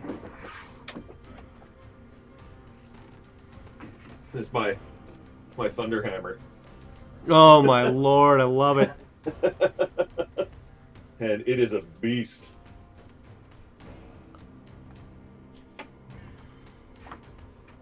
You know, I could probably do some next level stuff with a Raspberry Pi inside that thing. Oh yeah.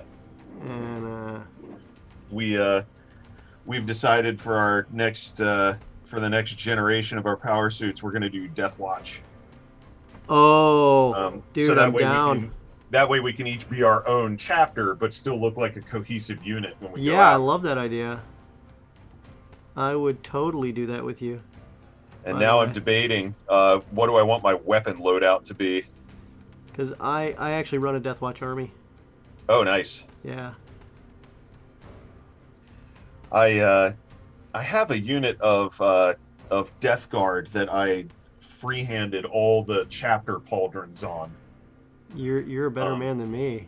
and I decided to be like, hey, let's do like some weird obscure chapters. So I have like an invader, Oh, I have an exorcist, oh yeah. I have a death specter, um, and I did like a whole bunch of wild, fun designs. And for the longest time, they didn't have rules, so I just ran them as Stern Guard Right, right. because That's a I good was way to like, do it too. I was like, specialist unit with magic bolters, why not? Yeah.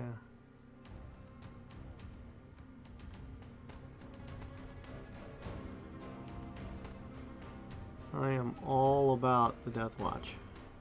Yeah, they are neat. I just liked them because they were literally the surgical scalpel of the Space Marines when it came to the missions they were given, Yeah. and and I did like their cool like different ways they did things versus everybody else. So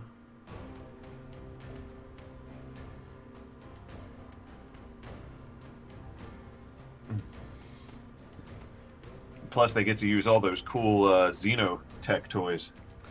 yeah, shh, don't tell anyone. They're not supposed to be Yes. using Hello, that. Inquisition. It's Yeah. happening again. Oh This wait, one right wait, here. you're with the Inquisition? Oh, oh, wait a minute. Oh, oops. The yeah. Fun fact: the Crimson Fists actually send a higher proportion of Marines to the Death Watch than any other chapter. Really? Yep. Is that because they just had the skill sets? They have the skill set, yeah, and because their chapter for so long was under strength, they needed to gather as much intelligence about as many foes as possible. Hmm. So they sent as many as they could spare to the Death Watch to learn.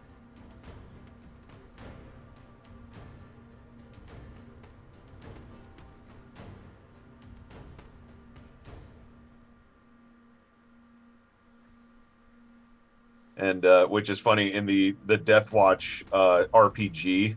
Yeah, yeah. Um, the Crimson Fists actually have a demeanor about them where sort of they sort of treat being in the Death Watch as like a right. Oh, really? Yeah, so if there are others from other chapters who they aren't familiar with who are like, "Hey, I've earned a place in the Death Watch," they're like, "Uh-huh." This is Tuesday for us. Right. Yeah, Yeah, they're kind of snobs about it. yeah.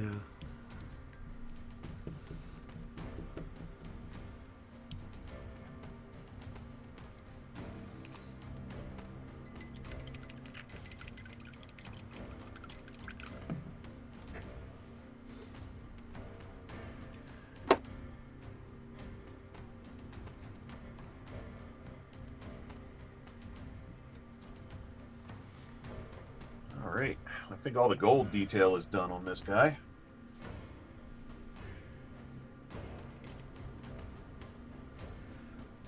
I guess I could do some leather because he's got those protrusions on his belt.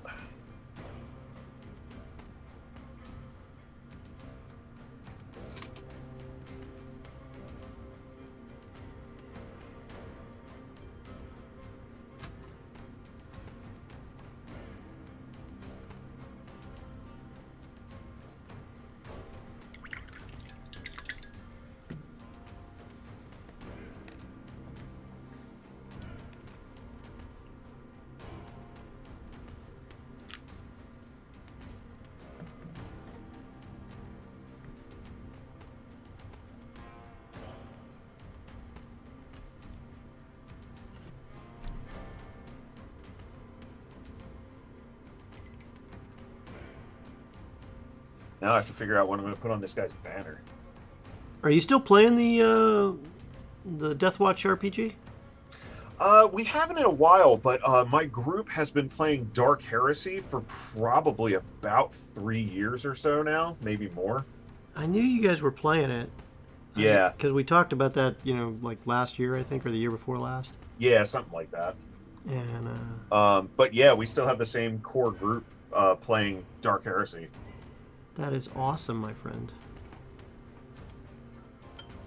Yeah, we really and we continue to play like every other Sunday online using Discord. Oh, dude. We'll set you up a Discord channel on our super boosted server. Ooh. Yeah. And it even has dice rollers built into it if you need it. Ooh. Not that you need it. I have so many dice. Yeah. Yeah, plus our group is flexible enough that we're and trusting enough. We're like, just we trust you. Whatever you say you rolled, you rolled. We don't care. Yeah. Yeah.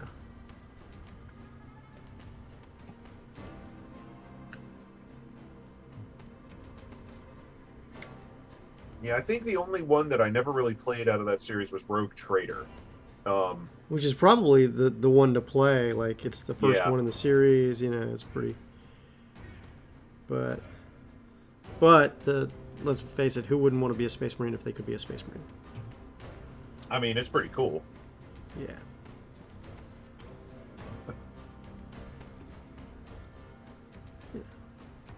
Psychopathic. Murder 7 man, foot baby. tall. War machine with 2 hearts, 3 lungs. A rocket propelled 75 caliber mass reactive bolt destroying beast. Yeah.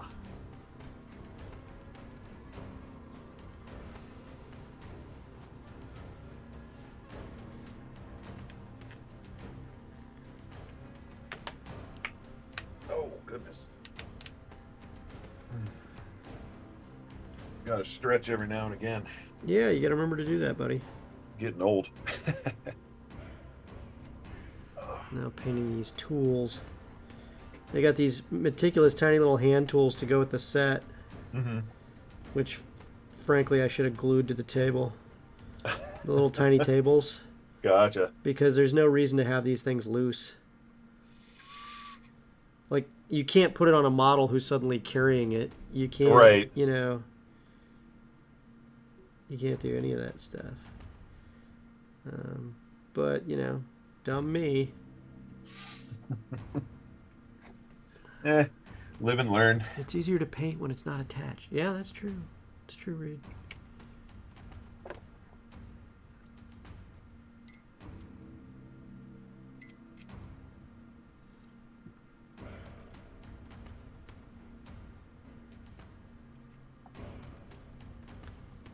You been getting a lot of hikes in? Hikes? Yeah, like you do outdoor Not time? really. Not as many as I should. It's the only thing I can do for social distancing these days, I think. Yeah. I think I kind of got discouraged because the last couple times I went out, I saw so many people just not wearing masks and not observing social distancing that I was like, this isn't worth the risk. No, definitely not. I gotta say, I hardly see anybody out when we hit the trails out here. Mm. Yeah, I think the problem is for a long time, it was one of the only recreations you could do, because everything was shut down. Yeah. But the problem is that now everybody was doing it, so it's suddenly a social activity again. Yeah.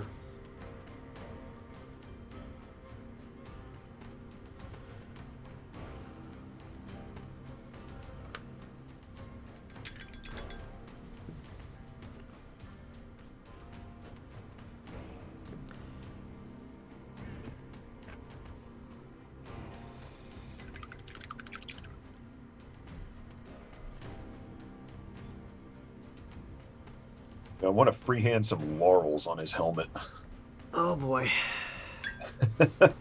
That's like white lines and then painting back over it with the Yeah, Various shades to do it, justice. yeah. This guy's got a white helmet too. Mm. So So it's blue laurel, or red uh, laurel. I was I was thinking red or black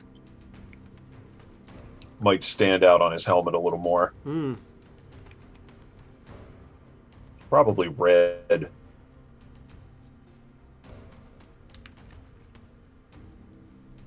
I think the red would stand out on a white helmet. Yeah.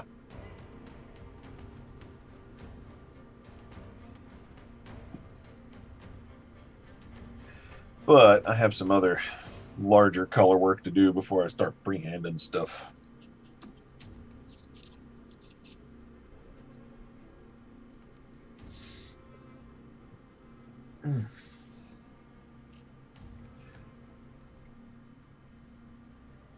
Is it the superb owl today? It is. How did you know? Somebody posted in the chat. It looks like they're talking about Tampa Bay versus Kansas City. Sports ball.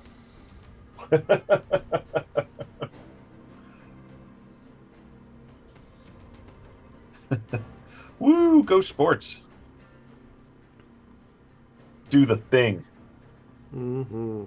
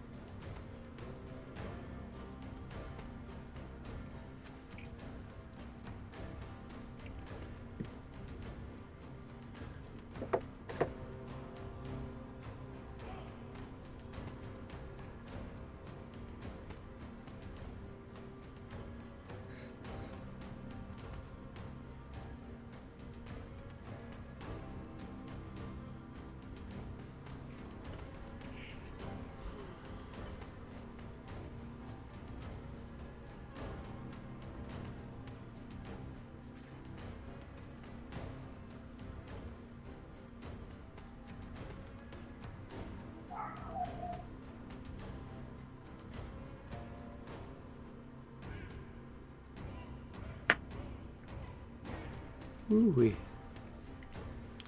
Let's see if I can't get this to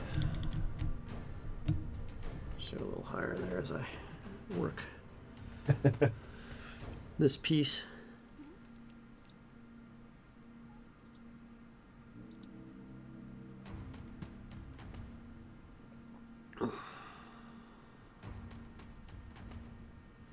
I am blocking in the mortar gray that holds these bricks and stones together. Nice. And it is tedious. It's like making sure you're coloring within the lines to get those lines down first before you didn't do everything else. Oh yeah.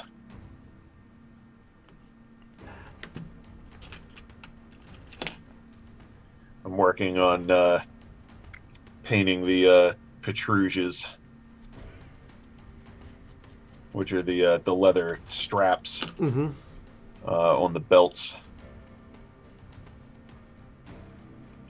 And actually, I green stuffed these on, so it looks like he's got more motion. Let me pull that up for everybody. Yeah, that's the piece, man. I love that piece. You're gonna do laurels on his head? Yeah, You should. yeah. Totally I think should. I might do the laurels on his head, and on his knee pad. Do the Iron Cross, or the Iron Halo on the knee pad. Well, technically, only captains have that. Is that the case? Yeah, Now? yeah. Halo, Iron Halo is usually reserved for commanders. Mm.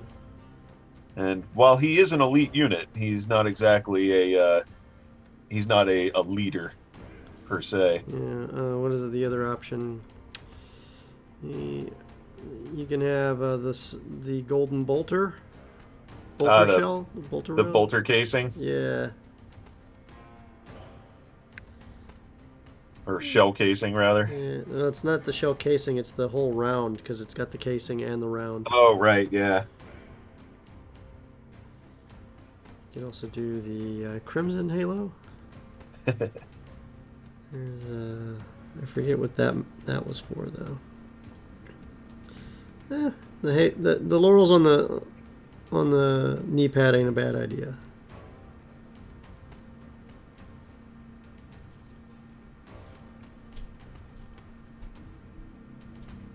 Yeah, I think I'll use his other knee pad or like that hip plate. One of the things that I do thematically across my entire Crimson Fist army is I paint check marks, like a checkerboard pattern, Mm-hmm. to indicate like kills, Mm-hmm. because it's something similar to what the orcs do. And they definitely have some experience fighting orcs. Yeah, so they're expert orc hunters, and so I thought that that might be a cool thing for the Crimson Fist to not only mark their own prowess, but so should they encounter some orcs, it would enrage them, and get them to do something stupid because they're like, oh, look at what a great warrior that guy is.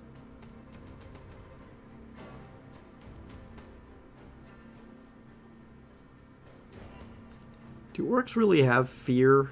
I know Space Marines don't, but they have senses of self-preservation. But Oh yeah, do they have fear? I would imagine so. Yeah. One of my favorite bits of orc lore is that they genuinely believe that orcs are never beaten. Yeah, they just come back and have another go. Yeah, they if they're dead, then they're dead, so it doesn't count as beaten. Yeah. I love that. Um,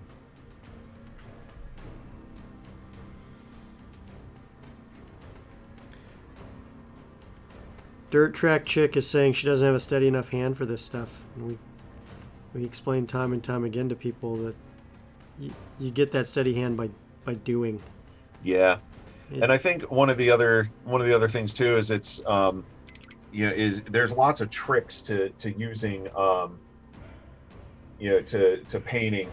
For example, like if you look at my hands here, basically I sit with my elbows up on the table and I brace my wrists together when I'm mm-hmm. doing really fine work, and then I use my painting brush hand, like my pinky and ring finger, to brace against the base or the paint holder Mm-hmm. of the miniature, and then that way when I'm painting, it's only the three fingers holding the brush Yep. that moves. So it really helps me retain a lot of control, You're and also that can typically be moving in the direction that your hand naturally moves, like an up and down movement, exactly, and you move the model to your brush, not the other way yeah. around. Yeah. And then that way it's easy for you to change position too with your hand holding the miniature, because all you have to do is just change, like this. You can rotate the axis that you need to get to, but your paint hand stays steady.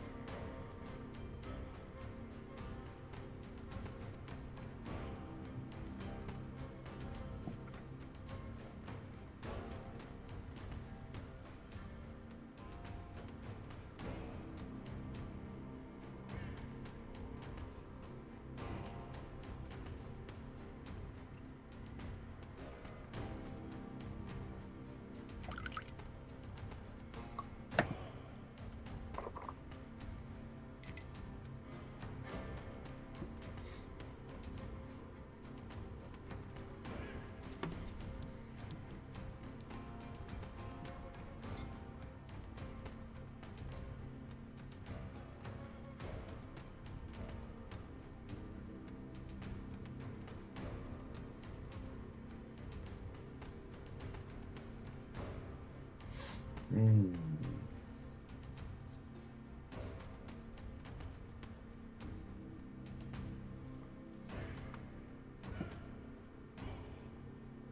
Yeah, I'm sort of at a crossroads with what I want to paint on the big banner that he's going to be holding. Um, because Yeah. I really want something cool to like, really make people say wow when they see it. But at the same time, I also kind of want to finish it before the end of the year. Well, I mean, like, what's the crusade that this group's going to be on, you think?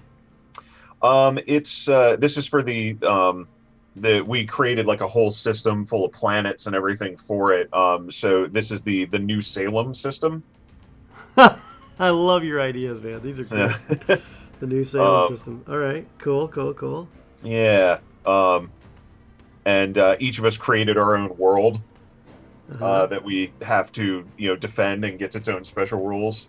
Uh huh. Um, the So we have one that's like a shrine world that's been completely overrun by word bearers.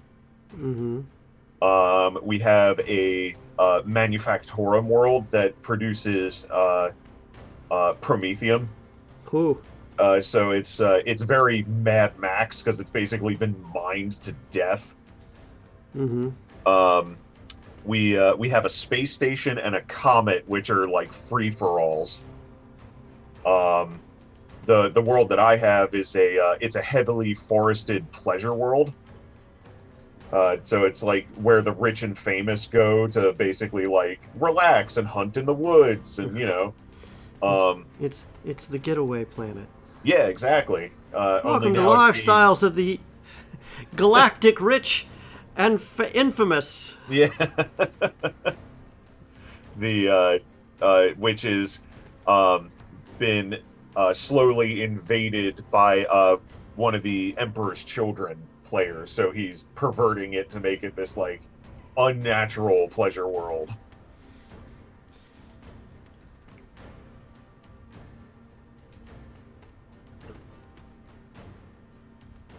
And we have one planet that is furthest out from the sun of this system. So it's like the fourth or fifth world out that um, is like tidal locked. So it's warm-ish on one side, but the other side is like frozen way below zero. But it does produce an interesting energy crystal formation, which can be harvested to add to your crusade points. Ah. Yeah, so whoever controls it can more easily summon Who reinforcements. controls the spice? You know what kills me about the Dune series? Yeah. It's all predicated on a pun. Is it really? Yeah. Which one? What's the pun? Okay, so So let. in Yeah. it, they refer to it as spice. Right. It is also known as melange. Uh huh. Okay, and spice without spice, there's no space travel. There's no life. Yeah. Melange is the French word for variety, Mm hmm. which means variety is the spice of life. Yes. Yes. That is genius. I pointed that out to my wife, and she was like, "Why would you tell me that?" And I said, "If I had to know this horrible, horrible knowledge, so do you."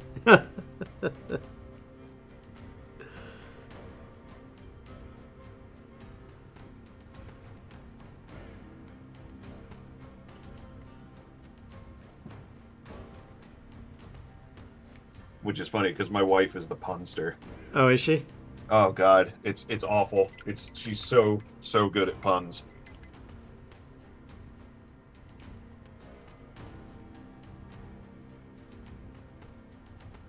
I didn't used to be, but I had to catch up.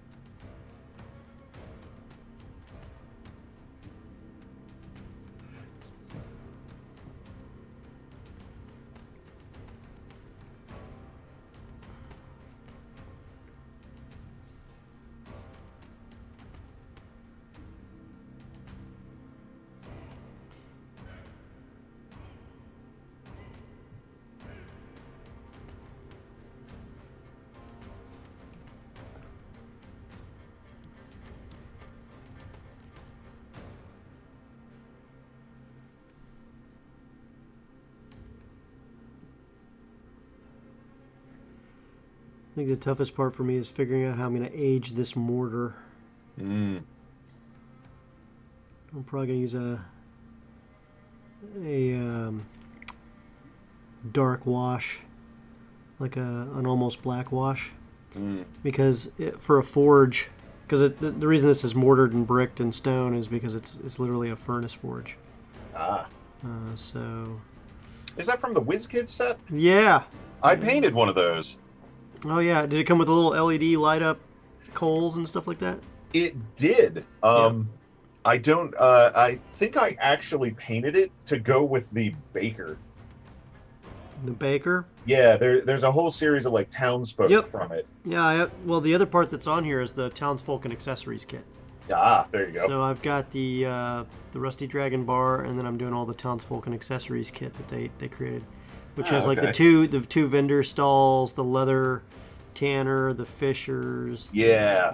All I that stuff. really like that fisherwoman model. The one with the boat hook. Yeah, with Yeah. the like the oil skins. Yeah. Like, I thought that was such a neat model. I thought those the king set you were doing with the tactical table Oh yeah, was really cool. You did not. yeah, that was all part of the same commission. I have a buddy of mine who he does some really involved, like big D&D stuff, Right. and that was one of his things. Is he like every time there's a villager set for anything that comes out, he gets it and lets me know. Yeah. And he's like, "Hey, by the way, I'm gonna want you to paint up some more villagers." Yeah, I'm the same way. I think they really do add to a city. Yeah. Especially if you're having to do a chase through a city. You need to have Oh, people yeah. for them to chase through. Or a fight where there's civilians Oh yeah. in the streets. You gotta have that stuff covered down, and it really makes it more immersive when you can show that. Mm-hmm. Um, Yeah, and it's super handy, for other games like like Rangers of Shadow Deep or something like that, where you need civilian models mhm. to rescue. Oh yeah. Oh yeah.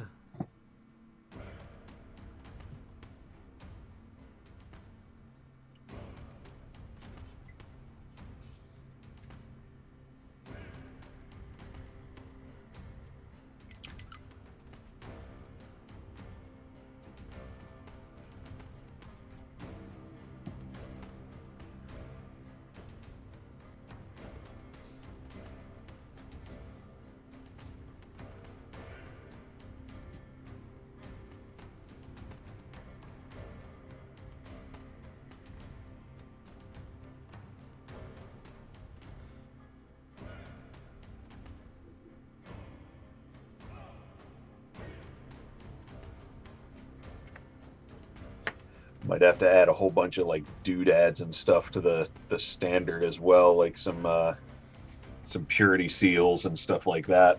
Can you really be a standard bearer if you're not just fully puritied out? None purer.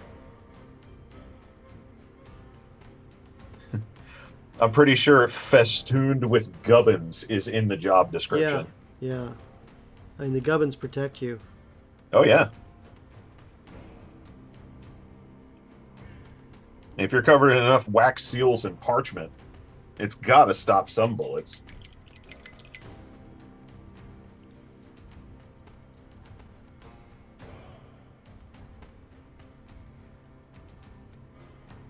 I assume. I'm not a forensics guy. I just think it gives the enemy something to aim for, personally.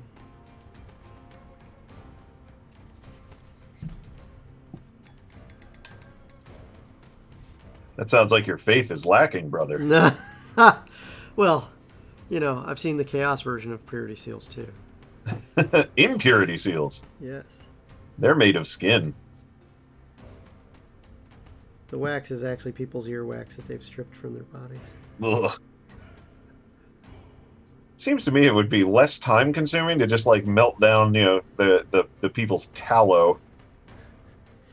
It's not about time consuming. It's about what the deity wants. Fair. Those skulls for the blood god piled up around the throne. Uh, Well, they had to put those ears to work somehow. oh God. They're basically carving them up like fruit. Thanks. I hate it. Yeah.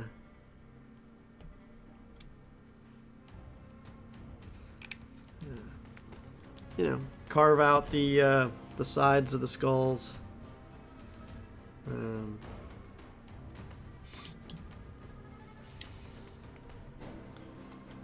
it's like scooping an avocado, except it's earwax. Oh, things that Thanks for that should visual. never be said again. Yeah. Uh,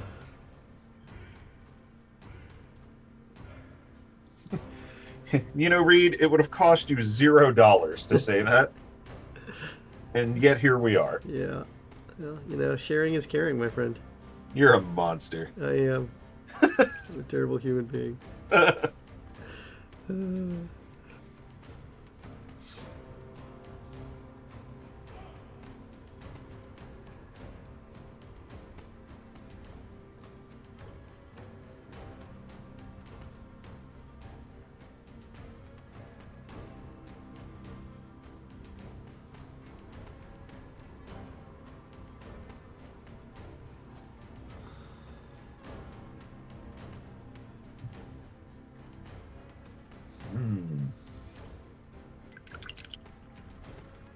I find your lack of purity seals disturbing. I think I saw somebody made a model online somewhere. I forget where, but they had been collecting the purity seals from like 6 or 7 different Space Marine boxes, Oh yeah. and they glued them all to one guy. You know, So they were like fluttering off his backpack, his pauldrons, his bolter. He had him on his knees. Like, it was hysterical. The guy literally must have had like 80 purity seals glued to one model, and it looked ridiculous, and I loved it. that's that's a guy who's been doing a lot of Space Marines.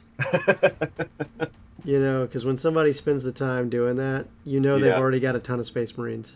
Oh yeah. When people seen some of the scenery I've built that has like a dreadnought laid out in the bottom of it. You have so many dreadnoughts you can afford to just take one and make it wreckage. That's a good day. Yeah. I had a friend of mine back in the day. I think right around when the 3rd edition tactical boxes came out, Oh yeah. and they had all the little like pouches and grenades and everything. Still have on the them. Screw. I've got thousands of those things, man. Yeah, me too. Love those. And my buddy glued like all of them to one Space Marine and called him Brother Pack Mule.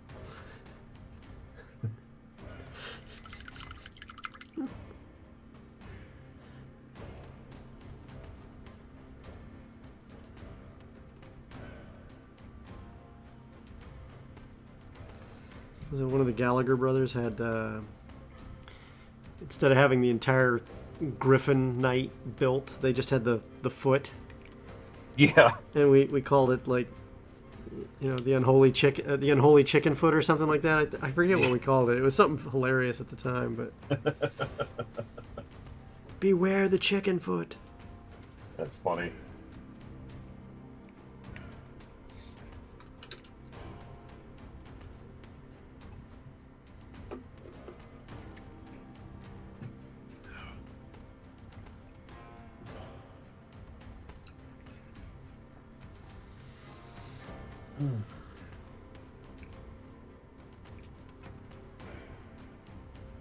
Oh, goodness.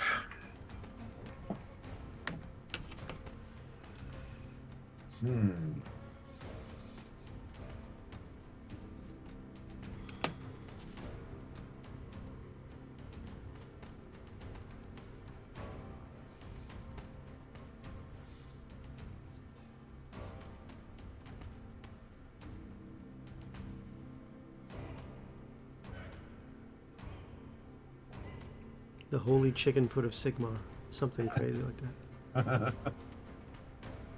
That sounds about right. It's right up there with the holy house of Sigmar. Oh. Was that the war wagon No, no, thing no. It's or literally an outhouse that's devoted to Sigmar. oh dear. Yeah, well, you spend a lot of time squatting in there, Oh, praying that you'll get done soon. oh no.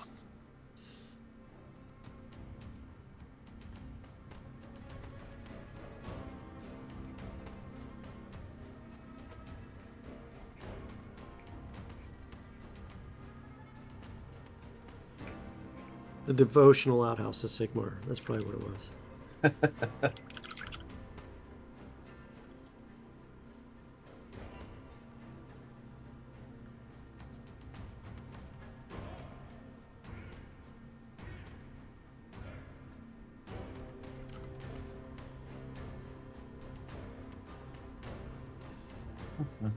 I'll probably build one of those this week. The Sigmar outhouse. Oh, yeah. Remnant of the old days. This ancient edifice was used for prayerful supplicants to think about their decisions. That's all we know of it. We don't even know why they call it an outhouse other than it was outside the normal house. And there were deep holes dug into it, presumably to drop offerings. You're not technically wrong. No.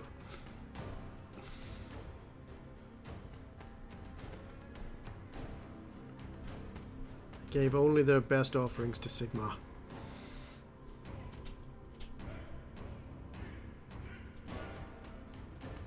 I'll do an entire Sigmar army based on that. Oh god. Turns out they're actually worshiping Nurgle. Praise be the holy outhouse of Sigmar.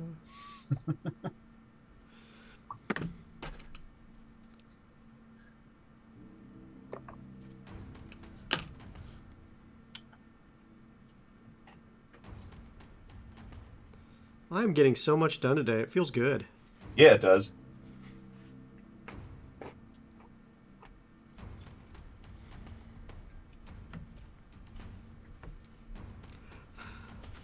Thanks, the Games Tavern. You've given me motivation to paint more. I can just see us making commercials now. Do you lack miniature motivation? Wah, wah. Just use that as my stock photo when you're introducing me from now on. Yeah, yeah, yeah.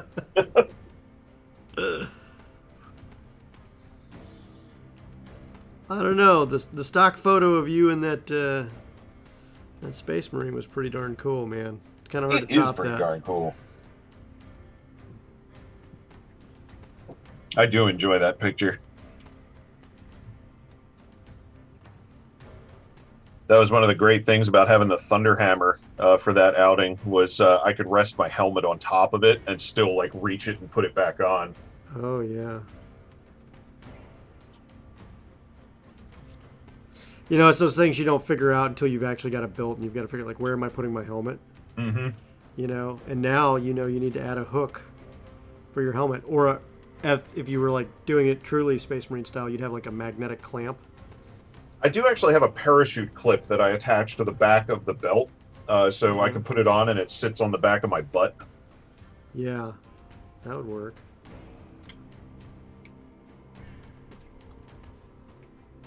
Although I might try to do the magnetic thing with like a pistol in the future. Yeah.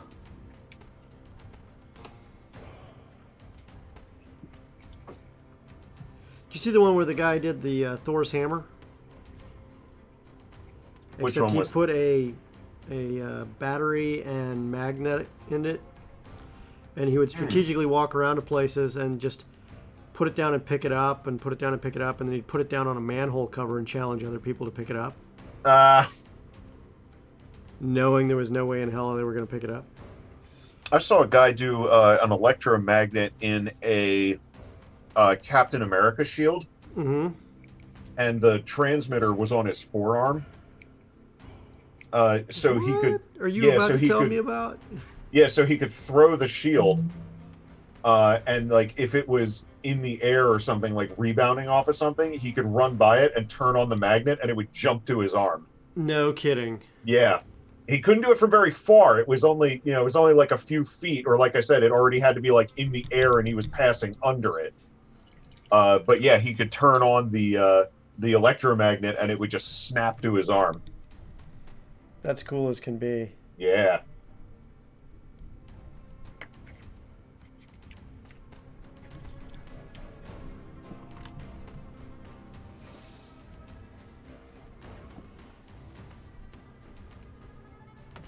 I needs me one of those.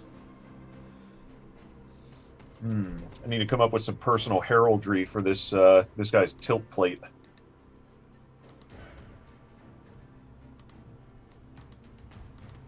Uh-oh. And uh-oh. Yeah, it looks like I lost my paint cam. Oh no. Yeah, Paint cam down. pretty much.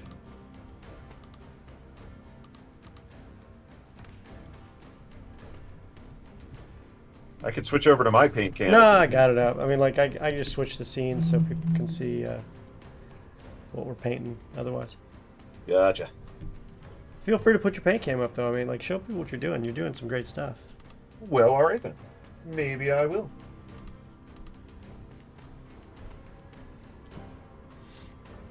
Yeah, so here's my done a little bit more of the leather work on him. Mm-hmm. And all the gold trim and that sort of thing is pretty much done. All of his shiny gubbins. Truly spectacular, my friend.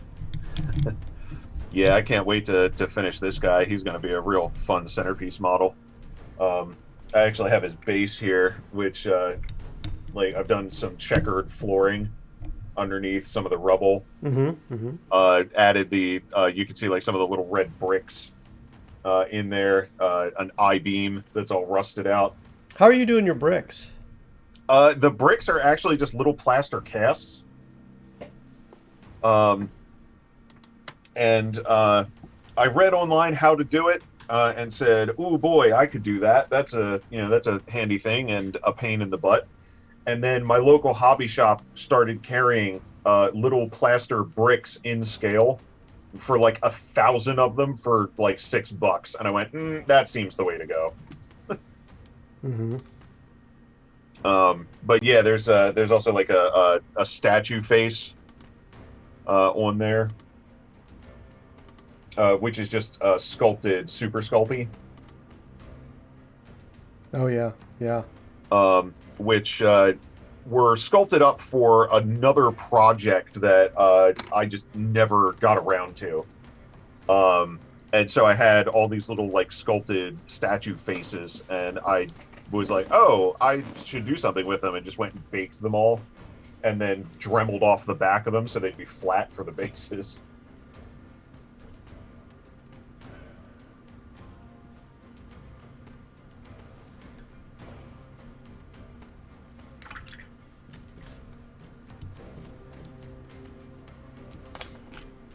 You can see one of the other examples of the like the face on the base of the miniature. If you go to my Instagram or Twitter, Mm-hmm. and you can see the picture of the librarian with the force shield. Yeah, That I that is created. hot. You posted that in our Discord too.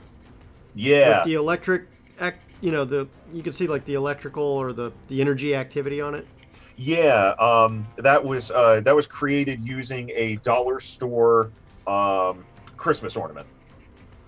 That is genius. That makes complete sense.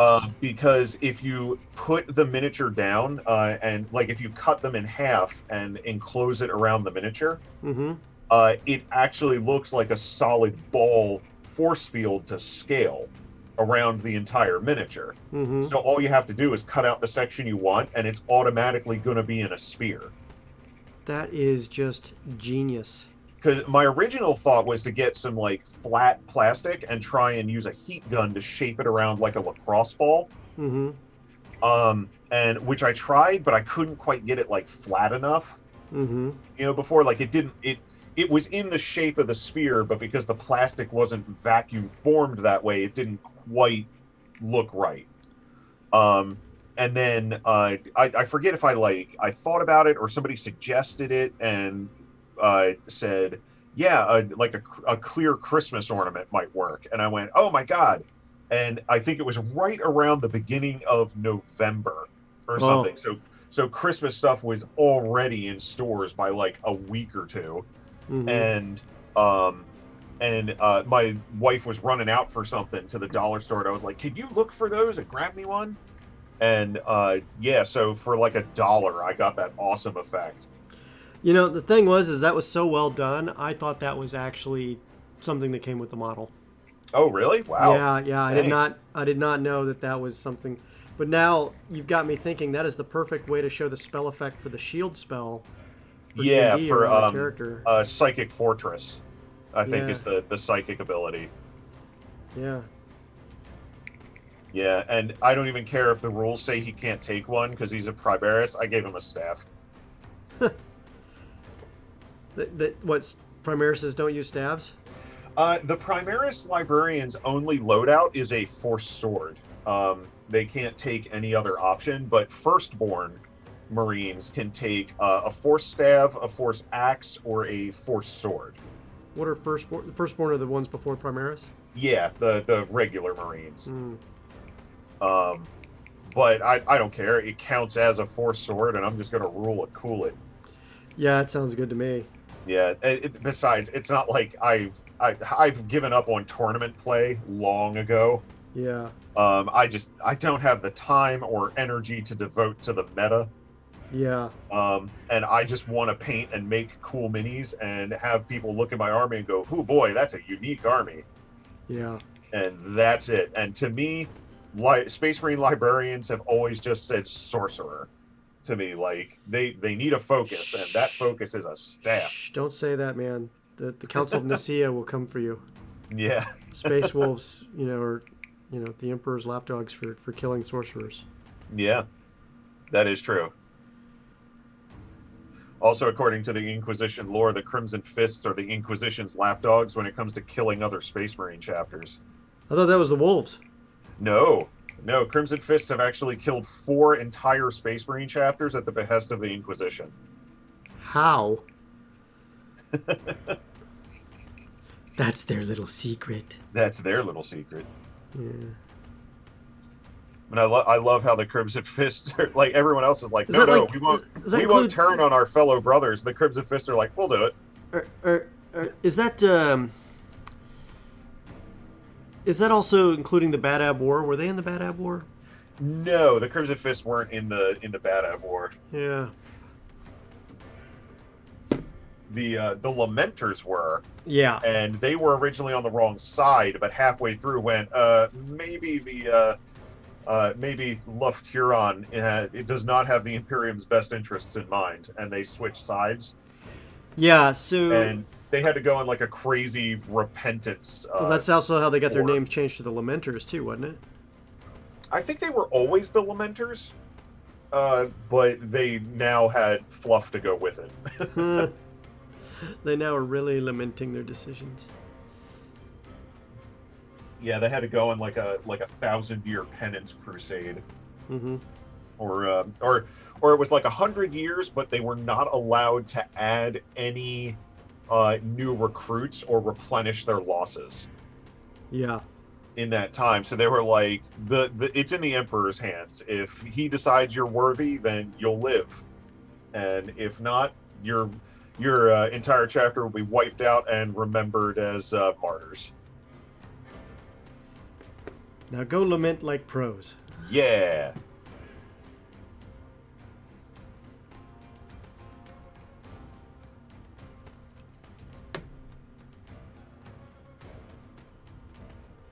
Lament Pro Edition. Well, they have yellow armor. Yes, they So do. gold box armor, gold box edition,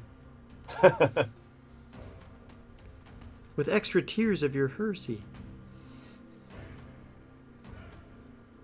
I actually did an ancient for Lamenter's chapter for a client of mine, and it turned out really well, and he's super thrilled with it. I don't think he has a full army. He just wanted like a Lamenter's chapter standard. Mm-hmm. But he told me he keeps it up above his computer desk, so he looks at it all day. And he just reached out to me recently and was like, "Yeah, so I'm thinking I might need an army of these guys." Well, you just happen to be the right guy to talk to about that. Yeah, I was actually really pleased with that yellow recipe that I came up with for his Lamenters, and I wrote it down in my hobby journal. Yeah, I'm starting to keep spreadsheets of my paint plans for various different things too. Ah, I go old school and have this bespoke leather journal Ooh, right here that I keep all of very my important that you have something recipes in. that doesn't require electrical power. It's true. Plus, I can put color swatches in it. Do you ever worry your color swatches don't match up to what it's going to look like? All the time. Yeah, that's the only reason. That's why I've shied away from. I've used 3x5 index cards for swatches Mm. before. Yeah, that makes sense. I think it holds the color better, but I just don't know.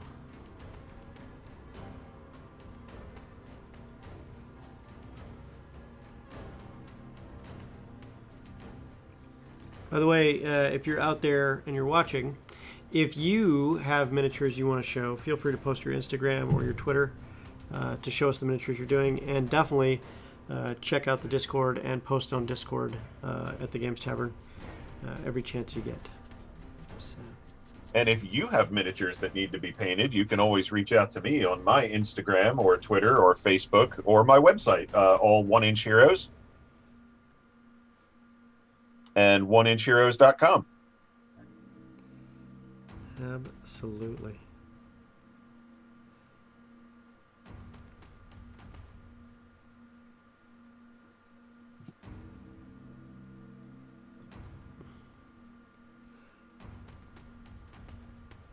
And I'm going in and painting some of the laurels on his pauldron. Let me pull that up so everybody can see it. Yeah. Say a few more words. So here's the pauldron that I'm painting with the laurels on it, to indicate that he is a standard bearer. And I actually stole this pauldron from an old Sterngard model. That's a great choice. Just because it had the laurels on it, which I wanted and did not want to sculpt. And it also is entirely way too blingy to put on like line troopers, but I feel like on an ancient standard bearer guy, it's he needs that bling life. Free pass, man. Free pass.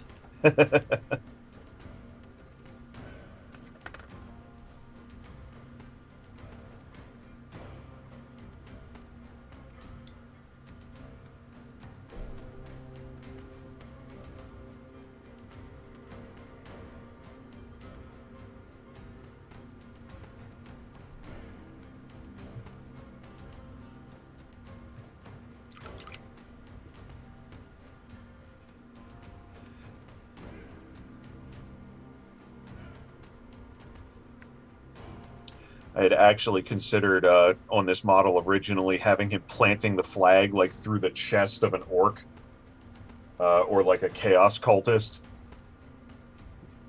Mm-hmm. But I thought that might take away from his movement. Yeah. Like, and I wanted this guy to look like he was just absolutely running through hammering fire to get the flag to the front line. And I used one of the intercessor sergeant arms and carefully trimmed away the bolter with the strap under the pauldron, Mm-hmm. Mm-hmm. and put it on there so it looks like he's running with his bolter stored, so I could put both hands on the flag.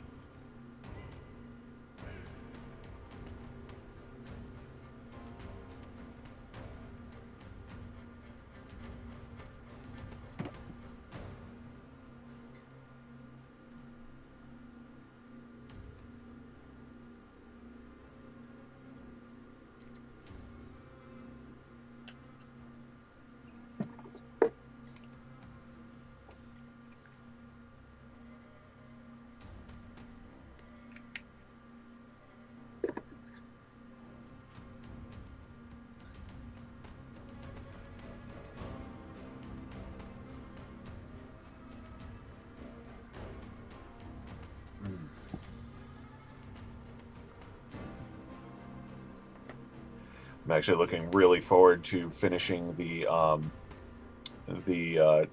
triumvirate of Iniad. Iniad? Yeah, Oh, of Iniad. Yeah, yeah, yeah, yeah. That one comes with the Cypher, though, doesn't it? no, that was the triumvirate of the Imperium. Ah, okay. That one came with Cypher, Reboot Guilliman, and Inquisitor Greyfax. Yeah. The triumvirate of Iniad comes with the Incarn, which is the big floating like maelstrom guy. Mm-hmm. The Yvraine, who is Guilliman's girlfriend, and What? no, I'm just kidding. Oh, okay. It's sort of taken on a life of its own in the memery of 40k that Yvraine, because she helped Belisarius Cawl develop the technologies to bring Reboot back from his stasis coma, that they are now in fact romantically involved. Oh boy. Yeah, pretty much. And also the what's that guy? He's the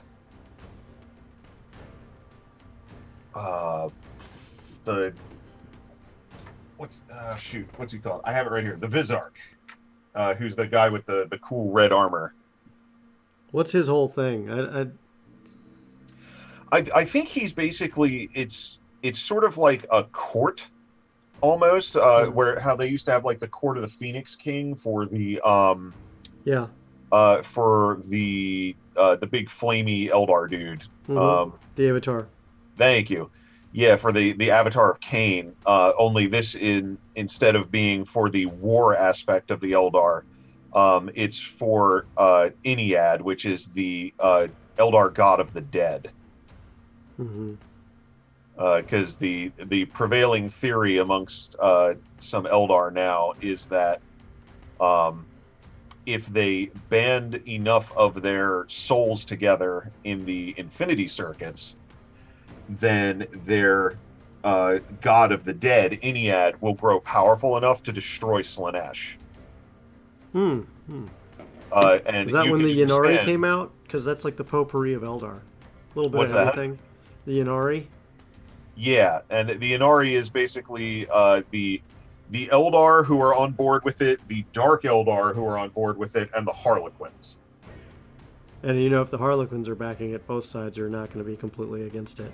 No. But apparently there's quite a lot of Eldar that are like, I really don't know if that's going to work, all of us dying at once. Oh wait, is that what they were going to do? Basically, yeah, it's calling on all the Eldar to die and commit their souls to the Infinity Circuits, because they're all interconnected. Uh-huh. And the Infinity Circuit will be strong enough to birth Iniad, the god of the dead, who will then kill Slaanesh, and then the Eldar will go to a parallel pleasure dimension, basically, where it's sort of like heaven, hell, and purgatory all in one, but Slaanesh will be gone, so they can't eat their souls. Mm-hmm. And then so basically they're going to be in an alternate dimension, and they're going to leave this one behind. But a lot of Eldar are going, I don't know, that just seems like we'll be dead. Yeah. This seems cultish. Yeah. Is Reverend Applewhite there? Well, a lot of them are going, yeah, this seems like a terrible idea, and but what choice do we have? We're becoming slowly extinct, and Slaanesh is just eating us one by one anyway, so what do we have to lose?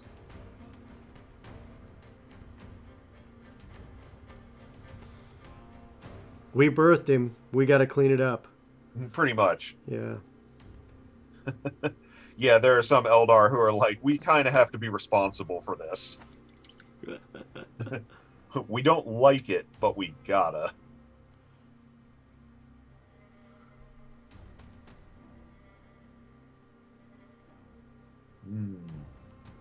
I'm so glad you told me about the Christmas ornament idea. That is such a genius idea. Thanks.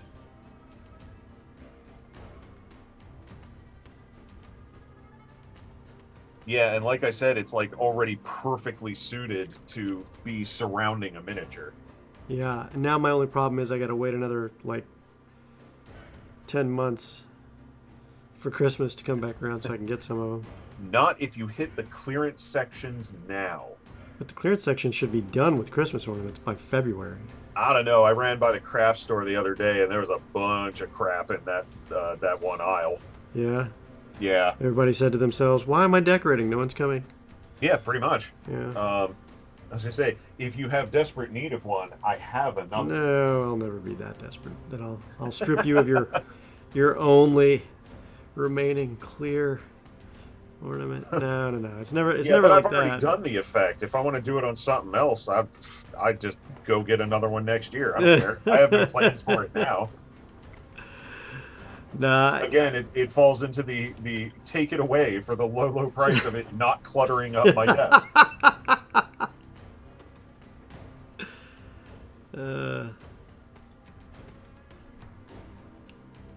Yeah, whenever I give away my hobby stuff, people almost always ask me like, "Do you want anything for it?" I'm like, "Yeah, out of my house. Take it." Please. Yeah, For the the love of all cost that for you you feel. is gas to come and get it. Yeah.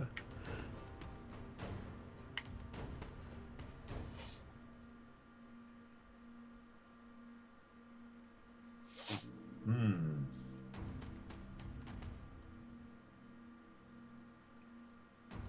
Well, I definitely know that the head of this flagpole is getting a purple gem. And you know this why? Because you're painting it purple or It's what I silver. tend to do for gems in my Crimson Fists, because for the color theory, it uses both the purple, it uses both the red and the blue. Yeah. So as a spot color, it still draws the eye in while adding visual interest, but not going outside of the palette that's already established. Ah. See, and here I am doing things like opposite colors in some cases Mm. for highlights. So like on Well, the oranges purple, and stuff like that, using an aquamarine or something. yeah. I tend to shy away because red, blue, and green don't always look the best together. And since I use a lot of red and blue, I tend to shy away from things with a green Yeah. to them. Yeah. What color are you doing the eye lenses? I do them red. I mean, they're technically red. But what I am doing with them is I tend to do a dark red as the base, and then I highlight it up to almost pure orange with a little bit of white. Mm-hmm. And I use the mid-tone reds in thin glazes around the eye sockets on the helmet Mm-hmm. and near to where the eyes are sitting on the armor, so I can do object source lighting from them. Off the eye lenses themselves. Right. Yeah. Yeah, so it looks like they're casting a little bit of light. I dig it.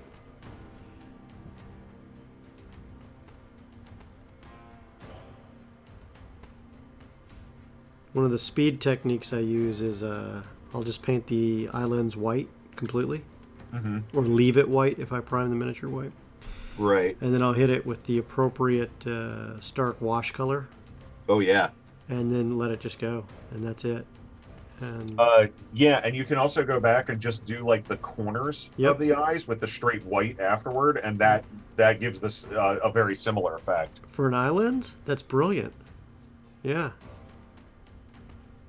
Yeah, one of the things that I always tell people is when you're painting is you want to be able to work smart, because you don't want to make it so much effort that you don't want to come back and do that technique anymore. Yep. Especially when you're doing like a squad or Exactly. an So army.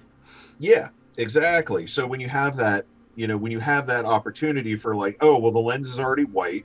I've tinted it with, a wash or the appropriate color. Now all I have to do is highlight it with the base white again, Yeah.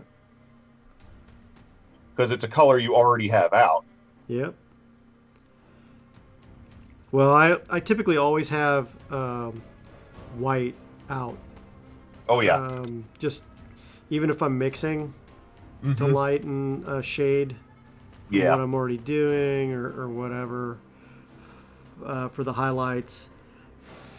Very often for the highlights. Okay, all the time for the highlights. Let's be honest here. Yeah. You know.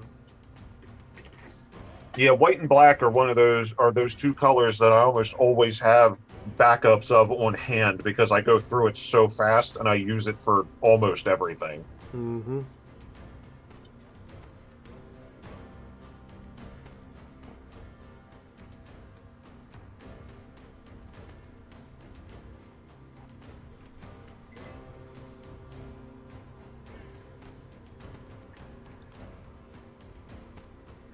Yeah, so I'm actually working on the LR guy here.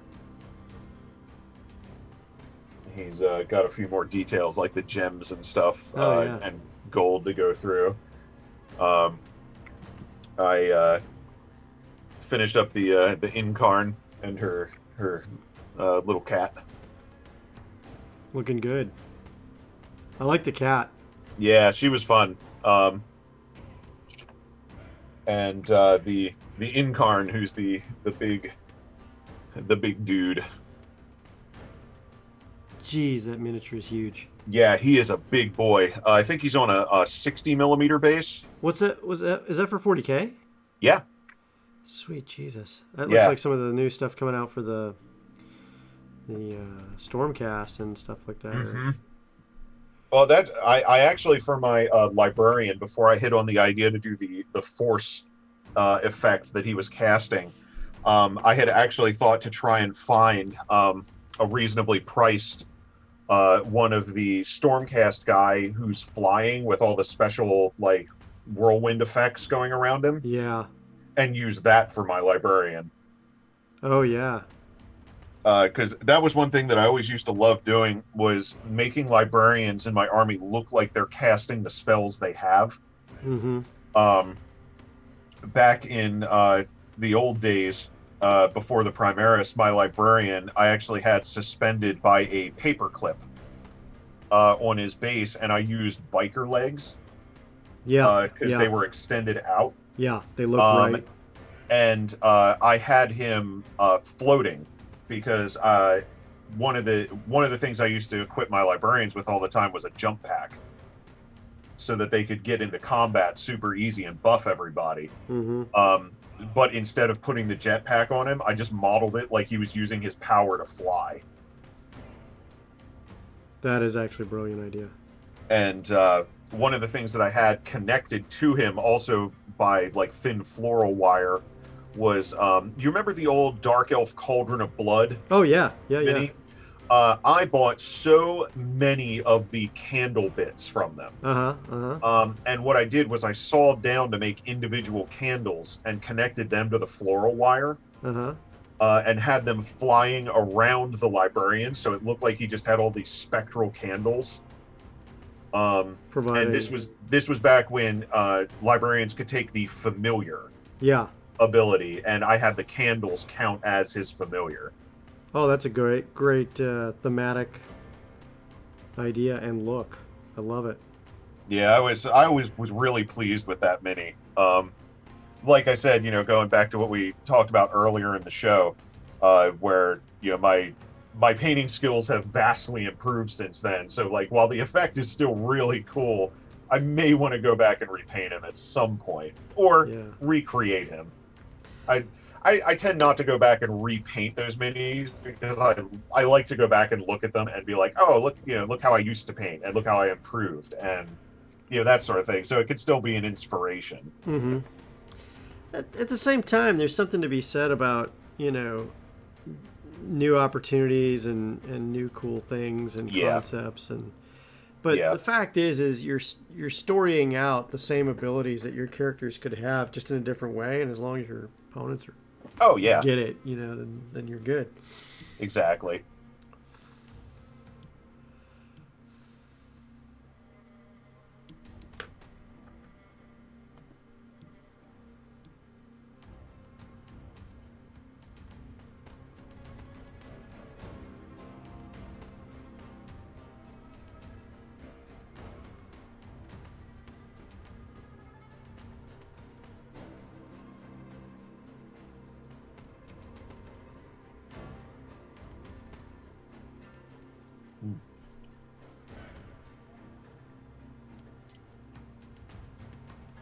This is making me want to start up my own show. Bro, let me set you up. What day you want to paint? Oh, I don't know. Just got to be once a week at least, Yeah, and I'll set you so up. probably Saturdays if I'm honest. Okay. What time? How does 1 to 3 or 4? I could do 1 to 3 maybe. Okay. I mean, Could I'm you painting do- anyway. Could you do 2 to 5? Outrageous. Yeah, probably. I don't Okay. know. I get you squared away. Dope.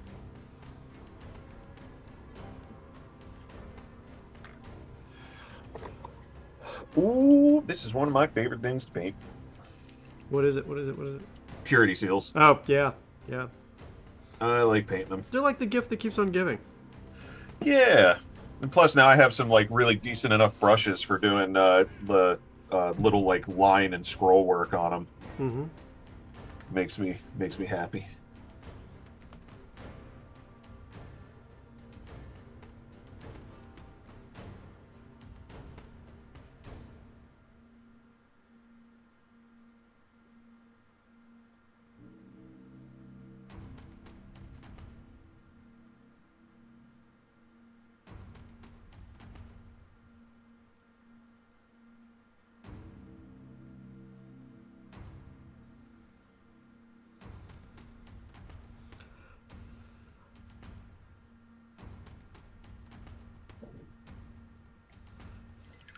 Watching on the video feed, I might need a brighter light source for my face camera. Well, I tell you what are you doing tomorrow? Working. I mean, from when to when? 8 to 5. Hit me up in Discord in the evening, Okay. between 5 and 7. And Okay. We'll talk lighting. Alrighty. Talk all sorts of stuff for you. I'll get you squared away. Woo!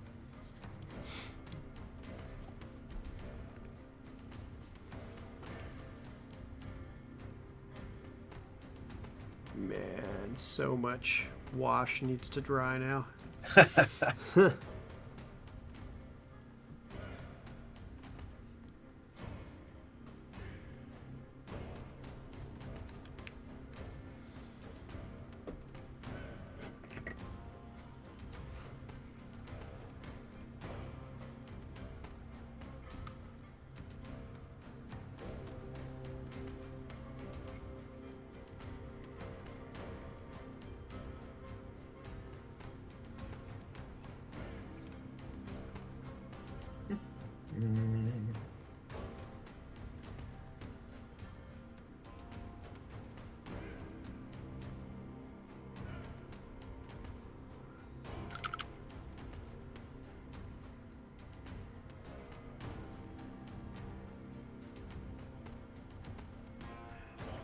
Yeah, I think I still have the video where I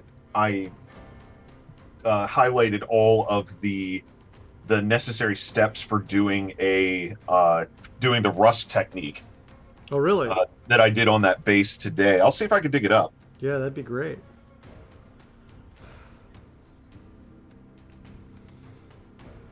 I'd love to see that.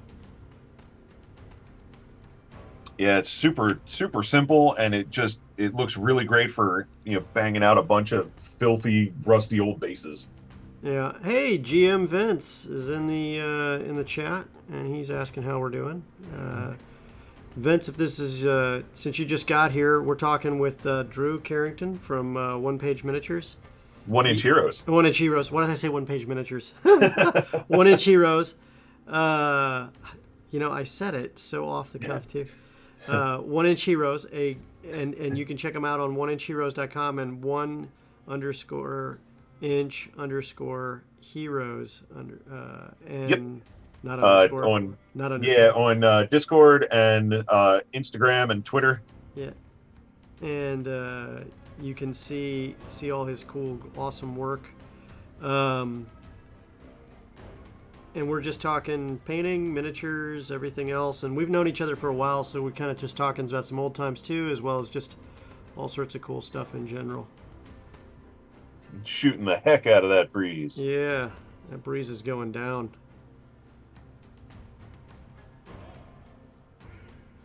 So in short, GM Vin, I'm doing awesome and I smell great.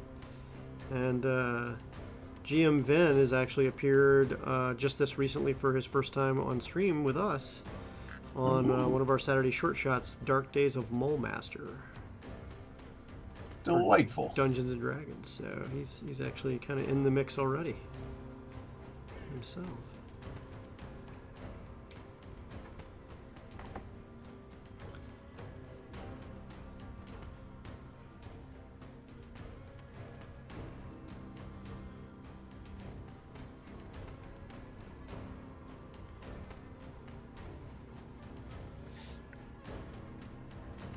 Yep, the dark wash is perfect for this.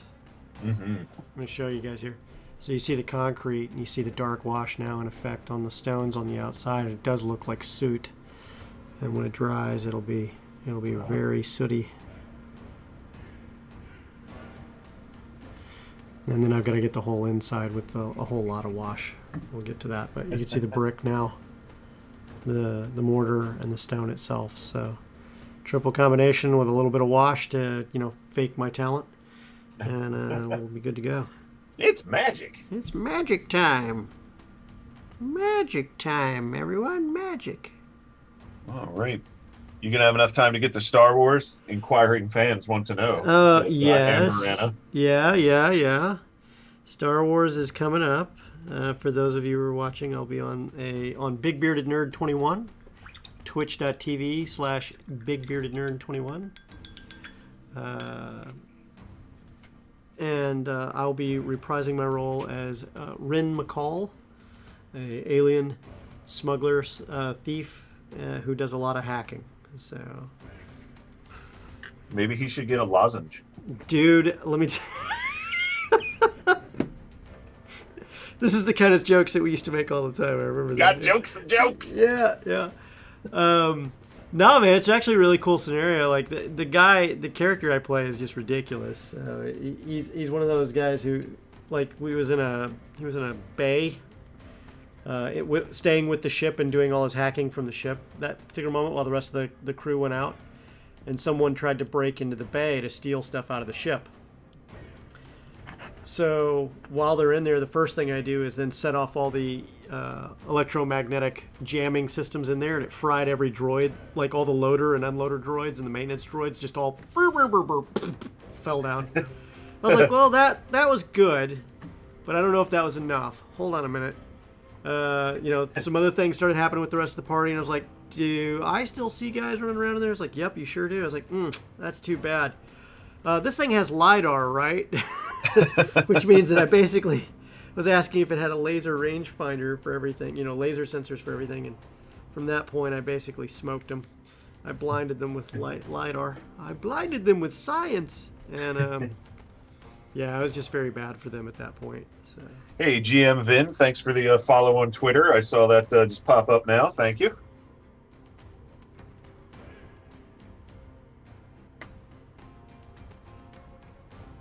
My rusty base is now all dry.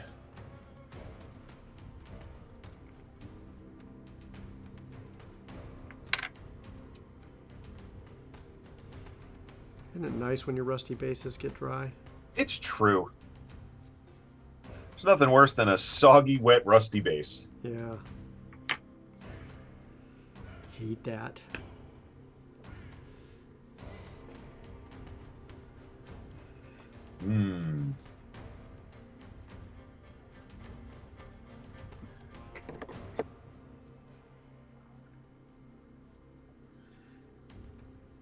Now we're going to add a little bone white to the mix.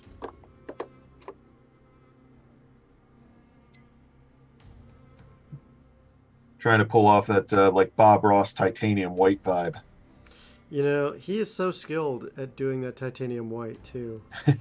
I mean, his ability to make psychic effects on miniatures is unparalleled. You know what I mean? I do. He just had a certain je ne sais quoi that he could just pull off. What the French call a certain I don't know what.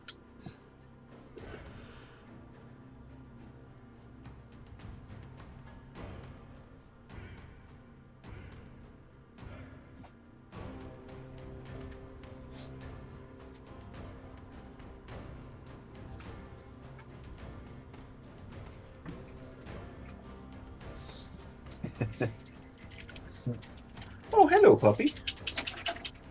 Oh, your helper arrived. Yeah. She's so excited. So excited. Yeah, Galaxy bars are delicious. I did eat a bunch of Galaxy bars. I plan on eating a whole bunch more on this next stream. Galaxy bars are delicious. They're 60% food. At least. It has all the vitamins, minerals, and sawdust a growing boy needs. High in fiber with the sawdust. But it's also, a great deal of caffeine, narcotics, steroids, and other things to just keep you going through those long space trips. Just like Mom used to make. Yeah. Well, they keep you dulled down for the right things, sped up for the other things, and, it is what it is.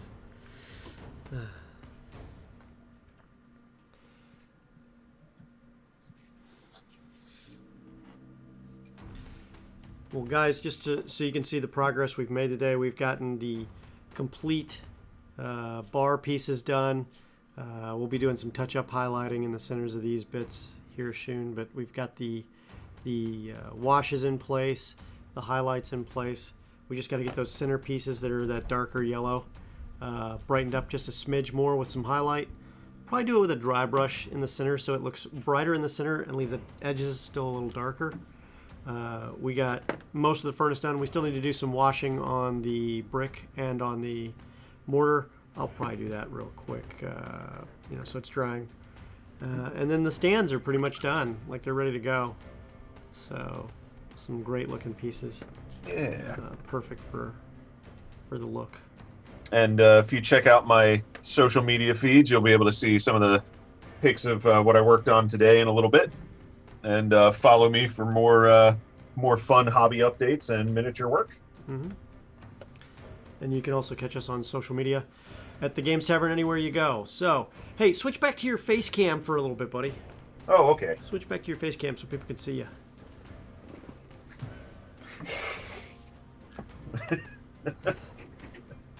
Do you have any projects you want to tell anybody about right now? Well, like I said, I'm working on some of the Eldari commission work, and for the Crusade, for when we can finally start having some in-person social stuff again. I am thinking about working on a custom chapter of Space Marines. So I will probably be posting some updates about that on my social media feeds. As well as just whatever strikes my fancy and feel like working on at the moment. All right, man. And it's always a pleasure seeing your work whenever you drop it in the Discord and whenever we see it on social media. I can't wait to see what you do next. Thanks. And I've been looking forward to seeing that banner troop actually finally get some more color on it. So. Oh, yeah. I'll definitely be posting him up. Thank you very much for having me. This was a lot of fun. I look forward to coming back at some point. Anytime, buddy. Anytime. Always a pleasure. Oh, man. We're going to have you back as often as we can. As often as we can, I promise. All right, guys. And just as a final note, typically 48 hours later, you'll see this stuff on YouTube. So you can check us out on YouTube at The Games Tavern. If you just look up The Games Tavern on YouTube, it'll be one of the first things that pops up. And we often post links to it in Discord as well. So thanks a lot, guys. We'll see you guys next week, Sunday at 5 p.m. here on That Minis Paint Show.